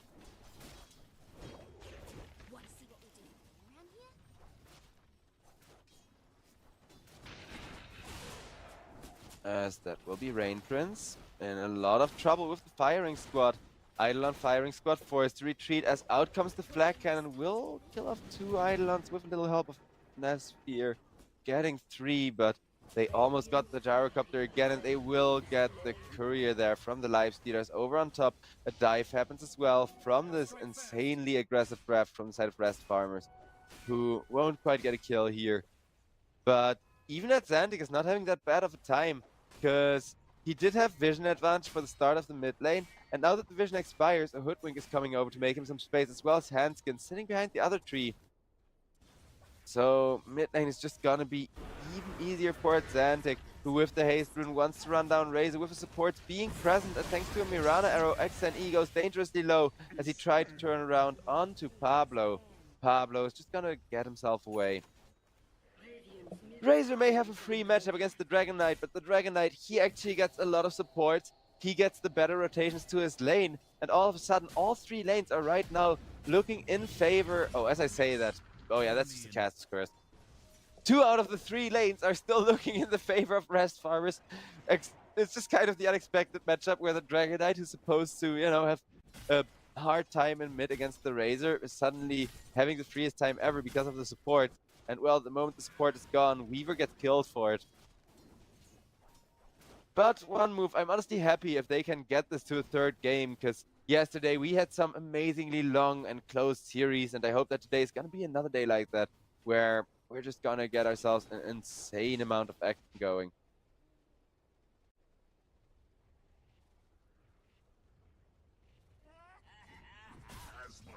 So far, there is action, but it's mostly one-sided, as Triple S is just being bullied out of the lane, zoned out as much as they can. And well, over on bottom, same thing, though. Over on bottom, rotation is coming in from the Razor and the Gyrocopter, who decide against the SAC. Well, I think they didn't see anyone. I think they actually got a missing call. But Atlantic will be the one they're going for at the end. As here, that's a nice out rotation. Oh, that's good. Because Hoodwink and Enigma, they were lurking with a huge creep army and the catch ready, looking for potentially a support kill once again behind the tower. And bottom called a missing, and they were like, hey, if this Hoodwink and Enigma on bottom are just sitting behind the tower waiting for somebody to go back, then we're going to have our Gyrocopter come over to the mid lane, get another kill. And now the support rotations are suddenly no longer favoring the Dragon Knight, and he is falling behind significantly as Gyrocopter will be killed off. Things could be a lot worse though. Because yeah, Razor doesn't really farm fast unless you get a Manta Cell and like usually another item. And Nesfear, he is gonna go for that Radiance to try and get flash farm and pop off that way. It is an insanely popular build for a reason. And while I don't like Radiance and Lifesteal that much, the amount of farm it helps you get is just insane. Because you gotta keep in mind, the higher health the creep is, the more... Wait a second, as Dragon Knight will be killed off. Pablo also going down. Rain Prince with the flag cannon, almost getting handskinned too. Once again, Gyrocopter comes in, rotating over to the mid lane. And of course, as far as supports go, Gyrocopter is one with the most damage potential of the game. As, yeah, back and forth early on. At least Weaver is still going well, because keep in mind, rest farmers, while they are ahead by 1,000 gold, they do have the Weaver draft, so the moment Weaver actually falls behind, he's not a comeback hero, and they're just gonna get screwed for it. Xiba teleports out as two people are trying to gank him, and not even close, he says, as he gets himself away to the base. Of course, microing the Eidolons into the Razor to give him a few last hits, yes, but also tank the Razor ultimate for you to keep it from reducing your armor too much. It's just a huge play here. And I hope Enigma can do stuff like that during the team fights as well. He definitely needs an Aghanim shard just to, you know, remove a few extra strikes from the Razor ultimate at some point. But for now, he got that Vladimir's, which is of course part of where the power of his ultimate comes from. Of his ultimate, of his Eidolons. Well, and his ultimate, because he can hit people with the Eidolons in the ultimate. But speaking of ultimates, Enigma does have his black hole, and Weaver has a time lapse, so while Shed does not quite have enough damage to deal with triple as a center War Runner here, he is starting to farm at least. Handskin, meanwhile, will be forced to ult as a one-man black hole comes out onto Nesfear, but, well, the Lifesteal, he's not only going to be fine thanks to his ultimate, he's also going to turn around and kill off Xiba as Rain Prince gets that kill as well, making it double for him.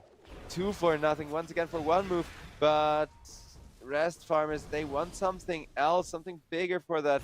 Over in the mid lane as XNE is getting chased after by the Dragon Knight, and he is taking out, but he isn't dead yet thanks to having a little bit of heal left. And will be fine with Grimstroke coming in just in time to save him. Oh, that is kind of rough, because they lost 2, including that really fat offlaner, giving a lot of comeback gold back around to one move.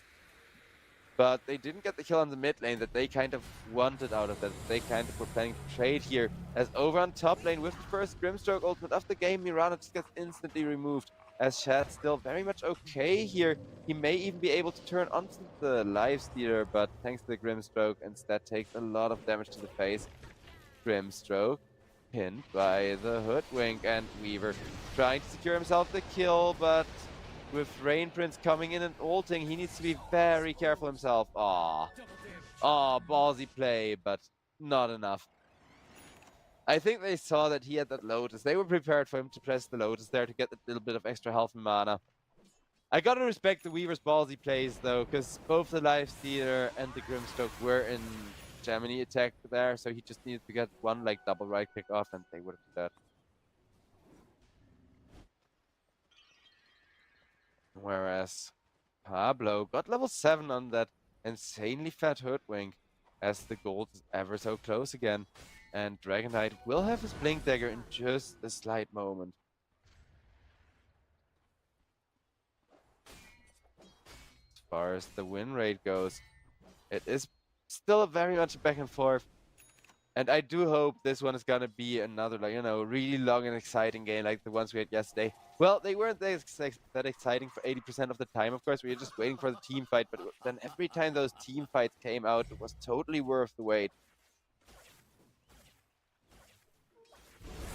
As XNE lit on fire, stunned. into the tree. Out comes an arrow from the Mirana, which gets tanked by the Grimstroke. But Dr. Bum still takes a lot of damage for his team.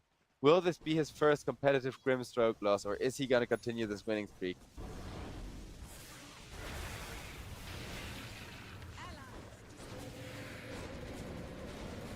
As Rain Prince trying to run down Hanskin.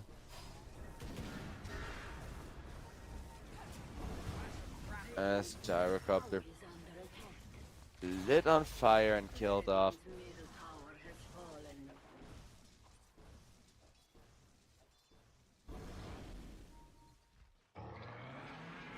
Yes, that's almost 3,000 gold lead in favor of Rest Farmers. Rest Farmers will lose their Enigma once again over on bottom lane. He did have a black hole there, but he wasn't able to get it off and turn that fight around. Because yeah, with the Eidolons and the black hole, if he black holes all 3 of them there, at least 2 of them are dying. You cannot underestimate that Enigma core. But on the other hand, he is quite easy to kill for how much gold he is worth. Because unlike Darkseer, he doesn't have that good of a getaway. Weaver working on the top tower, whereas Hoodwink getting completely zoned out from there. But with a Dragon Knight and a Weaver, they will get the top tier 1, and every bit of momentum, every bit of push, very valuable here for the side of Rest Farmers. Because it's like I said, remember, if this Weaver falls behind, like all 3 carries are ahead from the enemy team, then suddenly this game is lost. And as I say that, oof, I need to stop casting cursing this Weaver. I really need to stop casting cursing this Weaver. Now his Dragon Knight goes down as well, and that is gonna put Triple S in the top position of the net worth for the first time. Whereas Enigma has this Blink Dagger, would love to go for a big initiation, but for a big initiation, you usually need teammates ready to follow up.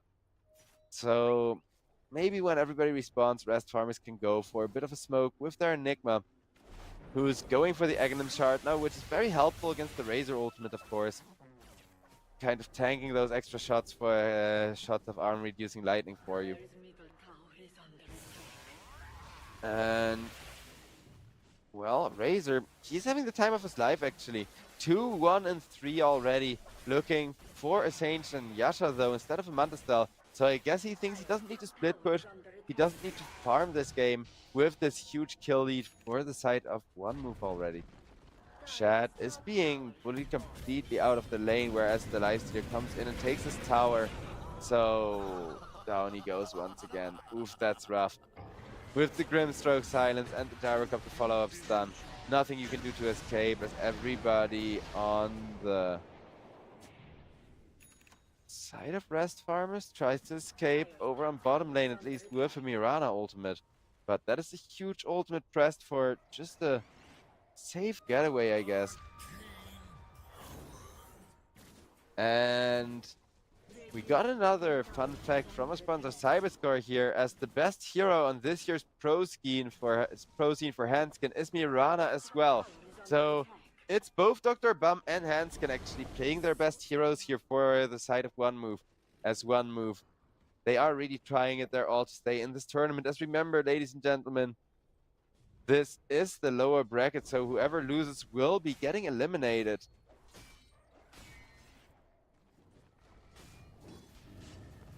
And both of these teams did provide us with a lot of excitement throughout the group stages. 1 move.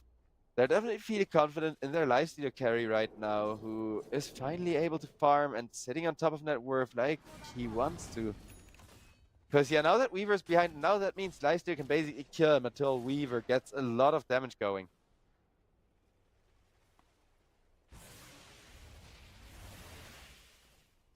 So while the game is hard, at least the Weaver is farming.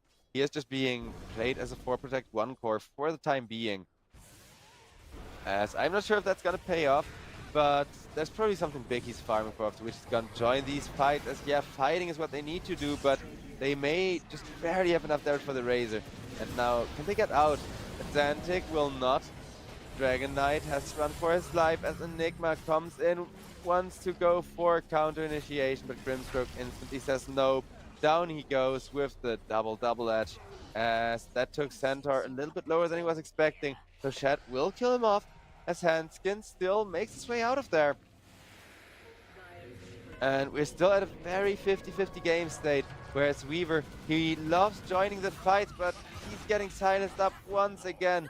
He will be traded for the Grimstroke, but your one position for just support, that is not gonna be something that Rest farmers are really happy with. Rest farmers carry. I don't mean to flame him, but it looks like Rest farmers carry. He's really kind of not that good at playing the laning stage here. Though I do like the commitment to the fight. Like right now, he went for that ballsy play on top as well, so he needed to play way more carefully here, as he is still technically behind for Weaver. But I think he's just not aware of that, and you know, that is something that we gotta give pro players some credit for. They cannot see this gold net worth, right? They cannot see how much of the farm is flowing to the Enigma and how much is flowing to the Weaver. But yeah, Rest farmers carry what he lacks during the early game and during the laning stage. He more than makes up for in the late game.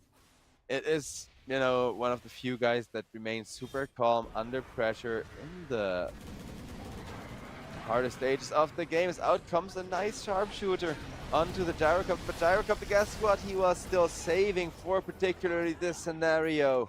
It is an ultimate and a rocket barrage. Rain Prince dominating, as I think Gyrocopter is also one of his best heroes. He has had an insane performance with that throughout this tournament. Middle tower is under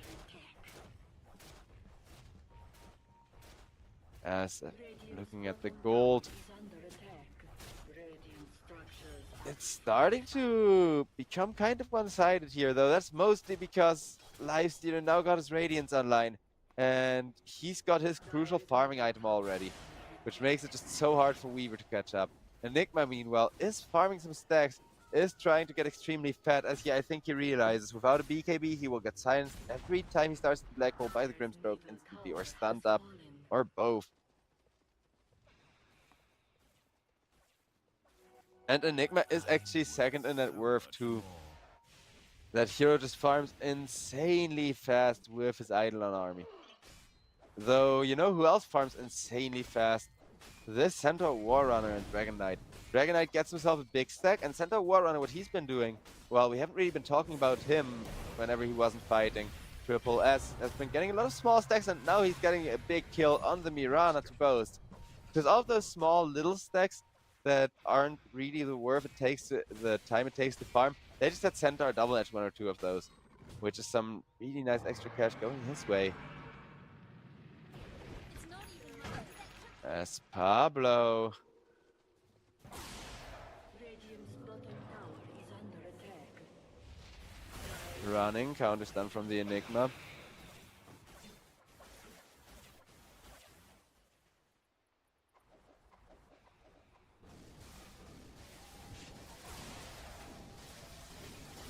As that's gonna be a Tormentor taking down with an Enigma army. Dire's bottom tower is under attack. As Pablo very much happy with that Aghanim shard on the Hoodwink, because his Hoodwink has been having good impact. But keep in mind, while this is happening, Centaur, Lifestealer, farming as well. So it is really just gold being printed to get us towards the late game here, as Enigma definitely doesn't mind that, because while Lifestealer is ahead of farm of him, that BKB will be there very soon. Just 50 gold remaining. Then we're gonna see whether Black Holes are gonna turn this game around, because if not, I think One Move are gonna end this one relatively certainly.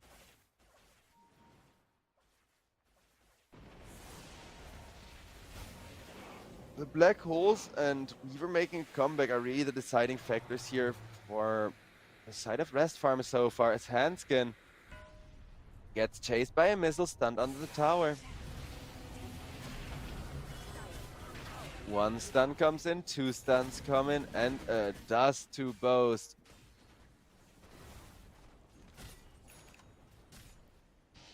As the tier 2 will be falling, and the Mirana ultimate.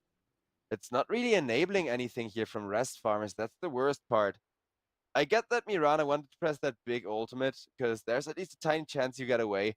But nobody else is in a position to capitalize on the Mirana ultimate in any way, shape, or form. However, maybe Enigma can come in somewhere with his Blink Dagger and Black Hole. Like a huge Blink Black Hole. That's kind of what I'm waiting for.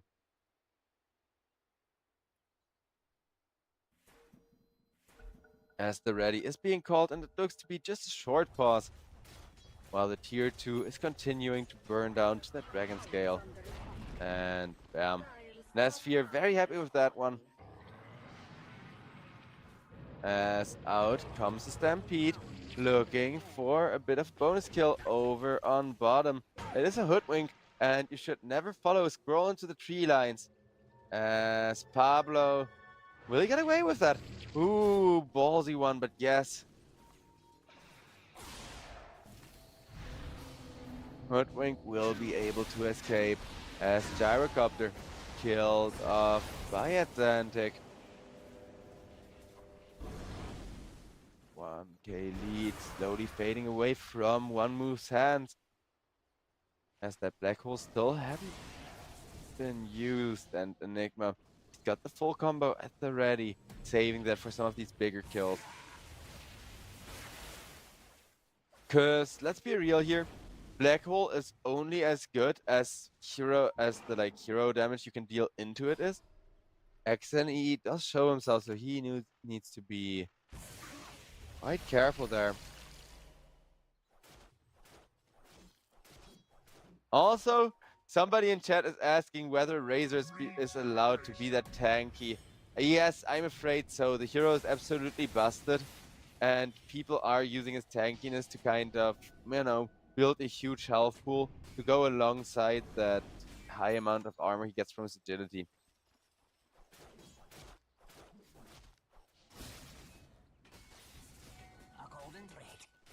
Whereas Pablo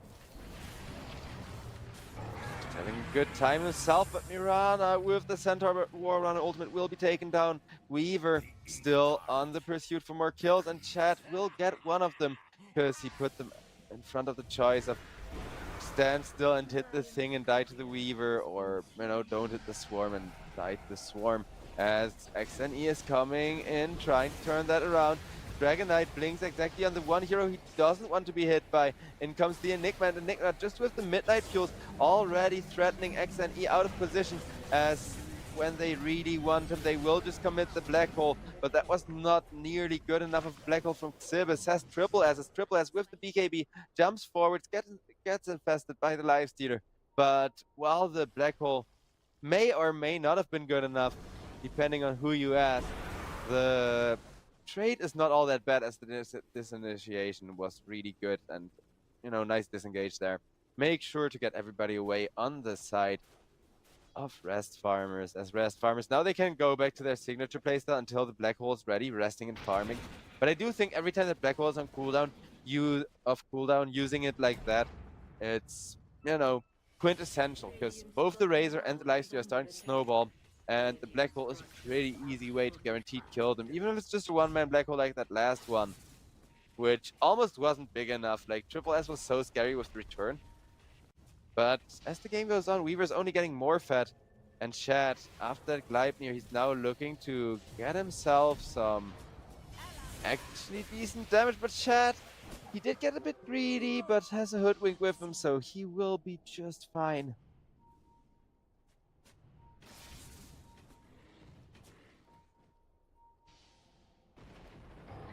I love and hate Weaver for that. Wait, no time for a rant as Hoodwink caught, and that is support life. You gotta go warding, you gotta go de-warding, you die for it. And not only is the Hoodwink gonna die for it, but Roshan, the poor keeper and guardian of the cheese, he will be surrounded by everybody, and with Nasphere and the Gyrocopter just having so much damage between the two of them, that is gonna be enough damage to kill off the Roshan.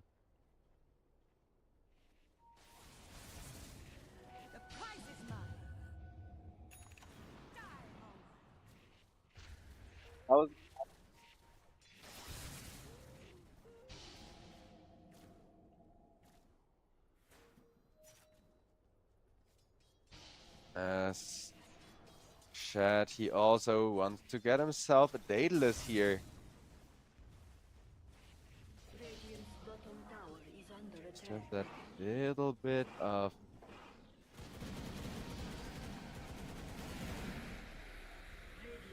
extra damage output, but Weaver, there's the dust, and he will be forced to ult. He is still on the run, will finish the tower, but there's the homing missile flying in as Centaur War Runner just hits way too hard with the double edge time and time again.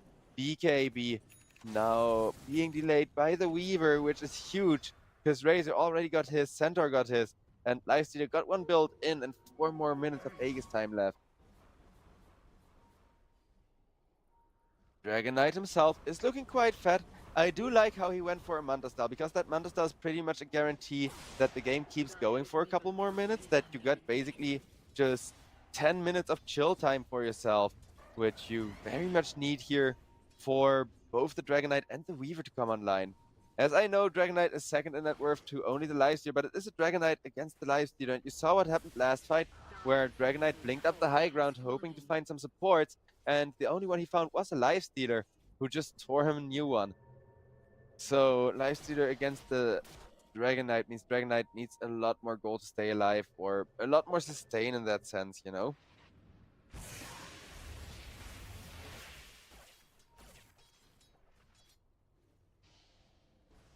As a 4-man smoke comes out, trying to get the gyrocopter, but the dust is off the mark and the ward will be dewarded.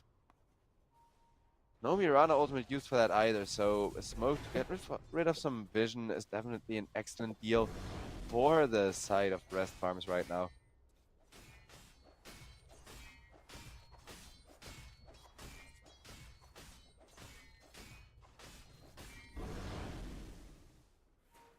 Radiant's bottom tower is under attack. Atlantic. I wonder what his next item is gonna be. Honestly, going Strength Blink a little early on Dragon Knight is never bad. I think he could just pick that up to get a good amount of farming speed.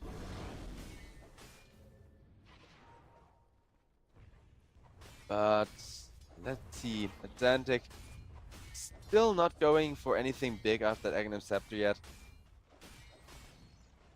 Maybe a Skull Basher or something like that would be the way to go for him, but a 4-man smoke from one move, it's gonna come in onto Pablo and his poor little Hoodwink, who has made great impact with the stunts and with the setups, but hasn't really had the nuke that she needs.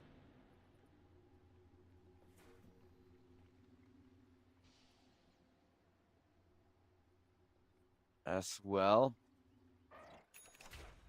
The Aegis still doesn't have that much time on it yet, but they are continuing to at least get him one more tier 1 out of it, as 2 tier 2s are already dead, and that high ground is gonna get more exposed with every passing minute. Could we get ourselves a game number 3 here, as this Nesphere Triple S in synergy has just been insane, and Nesphere will have himself a disarm soon, which if he gets done the Weaver will just take away so much damage. Like Weaver or Dragon Knight, 2 excellent heroes to disarm that take away huge amounts of health. Dire's bottom tower is under attack.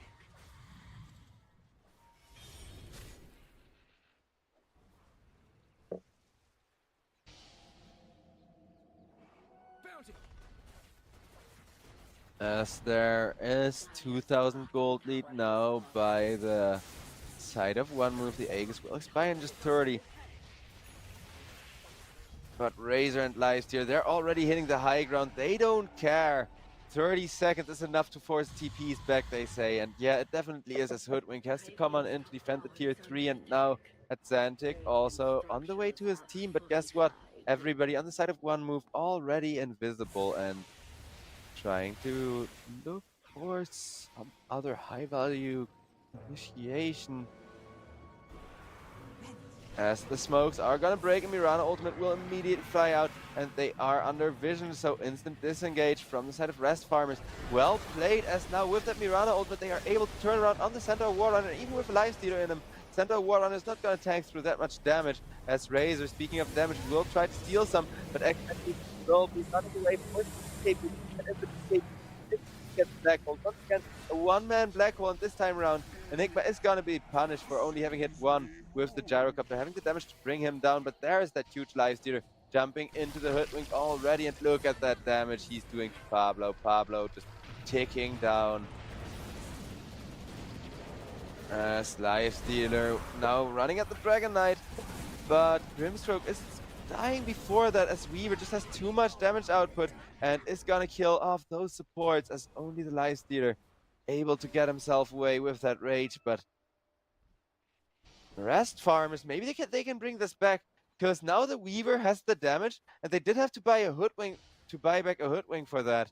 Plus one-man Black Hole the Razor, but assuming that in the next few team fights they hit two-man Black Holes instead of one-man Black Holes, I can definitely see Rest Farmers take over the game here and go ahead to get themselves a 2-0. Then again, they're gonna need to not get jumped, which is exactly what's gonna happen to Atlantic as he dies to the Lifestealer. Tanky as he may be, eventually the damage will just become too much for him. Dragon Knight, of course, neither in the anime nor the Dota game, he's the most intelligent hero, so he takes a lot of magical damage. There's a reason why Mage Slayer is such a good item with the magical resistance and spell resistance in general. Makes Dragon Knight just really resilient. So then again, against Lifestealer, you're more dealing with percentage-based physical damage. And speaking of Lifestealer, he also got the item to counter both the Dragon Knight and the Weaver. It's a Skull Basher queued up, and Abyssal Blade queued up, and Skull Basher already completed as the Tormentor will be going down, but gets defended by the Hoodwink, who goes for an ultimate to follow it up. But that's only gonna spot Triple S, as Triple S, guess what? He's saying thank you very much for the stacks, has a Grimstroke behind him and everything. No real gold lead, though. Looking at the gold distribution, you can see that Lifestealer is definitely on top by a pretty good margin. So yeah, every fight they commit the Lifestealer to, they should be able to win on the side of one move, whereas every fight that Rest Farmers manage to engage without the Lifestealer being in a good position will definitely go in their favor, as 20 more seconds are remaining till that Black Hole is up. But more importantly, Enigma now has himself an Octarine core to boast. So his Blink BKB Black Hole combo in the team fight is gonna be way bigger. But there is some bad news for the side of Rest Farmers, as Roshan, it is respawning in just 2-1. There it's gonna be. So, well, actually maybe this is good timing, because Razor is showing himself at the bottom lane, will instantly be caught, will instantly be forced to BKB as well. But Enigma, I don't think he cares. Sibum just continuously killing off Extend E Razor. I mean, sure, I guess. I mean, it's a bit overkill on the one hand. On the other hand, you're a super fat Enigma who got an Octarine core. There's no need to take any unnecessary risks, right? I wouldn't mind getting a one-man Black Hole on the Lifestealer either. But it works. It does everything Enigma needs it to do right now, as Lifestealer is pushing the high ground a bit to try and force people back to defend. And indeed, he will succeed with how much tower damage he has. So Lifestealer, that is the big kill that they want, and the rage, it goes off just in time as Weaver, checking for people behind him with the Gleipnir, will reveal two of them. Gyrocopter immediately going for the call down. Dragon Knight still jumping forward, silencing up the center war run, but look at that Weaver damage. Somebody is online. It is Shad doing so much damage as Rain Prince has a Ghost Scepter, but it's not gonna save him for that long. And with that, Triple S is gonna be caught, and it's gonna be swarmed up, so his armor is just slowly but surely ticking down. As Swarm, last I checked, it goes through BKB, like it stacks up while the BKB is lasting, but it only affects you once the BKB ends. So the moment the BKB ended, he basically lost 11 points of, or 12 points of armor in like a millisecond and instantly died afterwards. Oh, that's rough. As now over on bottom lane, push up the high ground is there. Nasfear will instantly be pressing that BKB and trying to get himself some high value kills. But against the Dragon Knight, nope. Nope, says Rest Farmers as Rest Farmers. I didn't expect them to take this one, but both games, one move looked so clean throughout the early game. And I think it's really just that Rest Farmers carry plays a really bad laning state that kind of gave one move a really chill early. And after that, I'll be real, one move's combo came online way earlier. So they had a good 10 minutes where they could hunt and do stuff before the Weaver even had enough damage to participate in the team fights. But now Shed has that damage. And all of a sudden, look at that win rate. Yeah, I was kind of afraid of that happening. I'm not sure if I agree with the constant one-man black holes here, but it seems to have been enough to get Weaver that damage that he needs to pretty much 1v5 single-handedly carry team fights as a huge raid boss. In comes a 5-man smoke from the side of one move as the Roshan is exposed, is getting its armor reduced by the Swarm, and with Swarm, it is a very fast Roshan timing that I'm not sure that, I don't think, nope, definitely not. They're not going to be able to interrupt this one with a smoke. Just look at that damage coming out.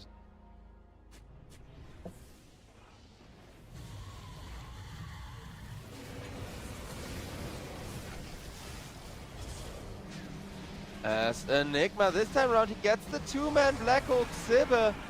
What a chat, doesn't even need the BKB to make it work for its full duration.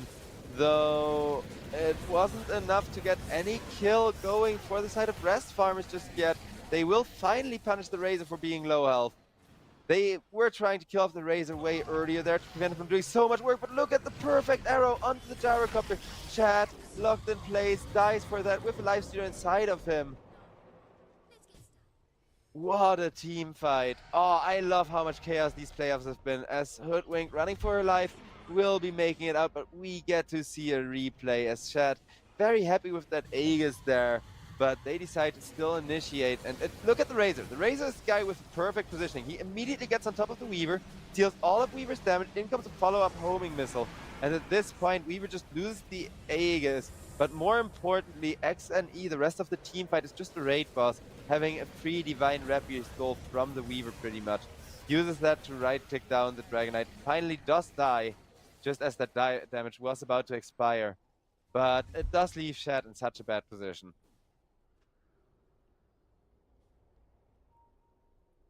I do really love those replay features though, because there is so much going on in these team fights. As bounties are getting found by one move to at least try and keep this gold lead at bay, but it will be 5,000 in favor of Rest Farmers. As in comes an Infest Taxi, Mirana stuck in the tree line with two people standing on top of her. Stampede goes off and she just dies to their strength. A gem hits the floor, but it's not picked up by anyone as Dragon Knight, guess what? He goes killing off the Grimstroke with that Bloodthorn, as Triple S will be the next target. He may be a good Infest Taxi to get the Lifestealer in, but he can definitely not get the Lifestealer out as Lifestealer instead decides BKB, pursue Pablo. But that's gonna be the real BKB used, the one with the horribly long cooldown. So Lifestealer will immediately get jumped, and out comes the Midnight Fuel's Black Hole combo. This time around to kill off the Lifestealer while Razor kills off the Enigma for that, but dies immediately after. So I think Sib is just sitting here like, worth it, got Black Hole and got Team Wipe. Oh, this one was looking so good for one move too, until like they went in with very clean initiation. But I think there was a bit of miscommunication between the Lifestealer and the Centaur about how and where they want to turn around. So 6,000 gold are gonna swing the way of Rest Farmers. And what was a very close and very exciting back and forth, well, it looks like it could be ending in a blink, as yeah, that's gonna be a second lane of Rex. That's gonna be only the top tier 2 tower, keeping this base from certain obliteration and from mega creeps. But even once people start respawning, the drawback is there is no BKBs.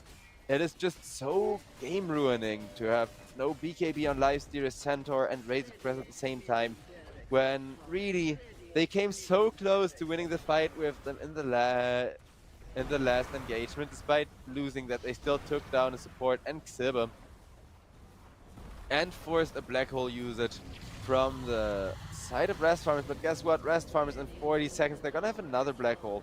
So really they don't even need to be that reluctant to push. Dragon Knight though gets an illusion of himself made, which is really annoying because that illusion is gonna hit with all the debuffs that Dragon Knight himself has. But yeah, I guess we're just waiting 25 seconds until Enigma can go for his combo, whereas this Weaver starting to look extremely fat here. going for a Lincoln Sphere. Yeah, I definitely agree with Shad there.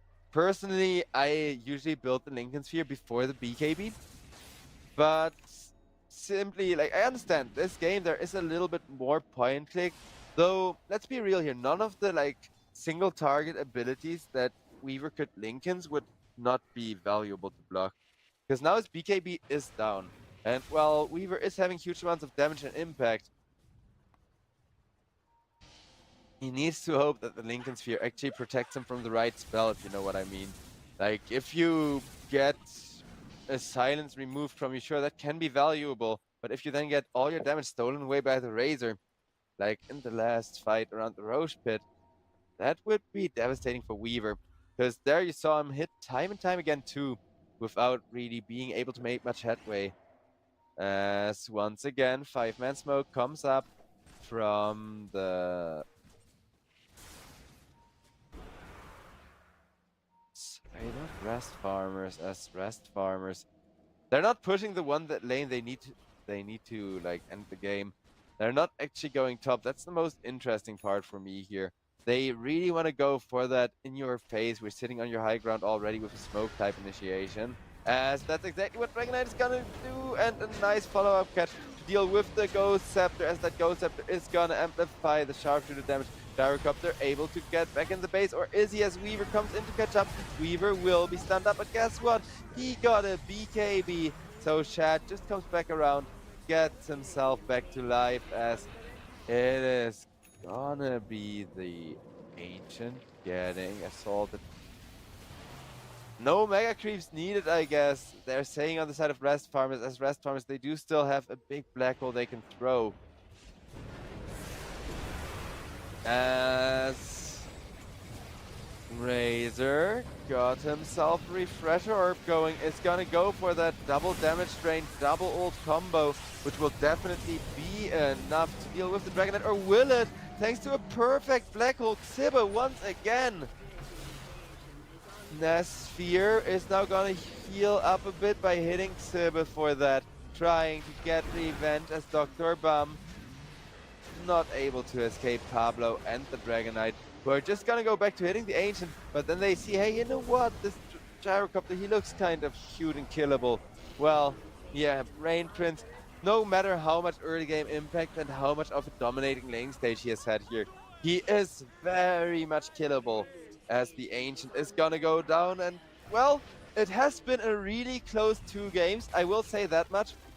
I'm happy to, you know, be casting these back and forths, but they were still kind of predictable. It wasn't that far off meta. I am kind of sad that that is gonna be 2, you know, best hero picks from the side of one move, and they still don't quite win against Rest Farmers, as Dr. Bum definitely on a hero who had a perfect win rate all year in the pro scene. And then there was, you know, X and E on the Razor as well, had a great time against the Dragon Knight. Almost won all of the matchups where Razor played in the Dragon Knight, at least for the laning stage. But then again, this time around, Razor, there was some excellent support rotations to kind of keep him at bay and help out at Xantic just when the time called for it. So Rest Farmers, the team play, the communication was just that little bit better. So after a long 2-0, we are going to go to a bit of a break here, as it will be almost an hour before the next series start. But let's hope we get ourselves some more really long, really hype ones, because that was the case yesterday, and we still have 3 more best of 3s coming up for you all today in the playoffs here, as more teams gotta be eliminated.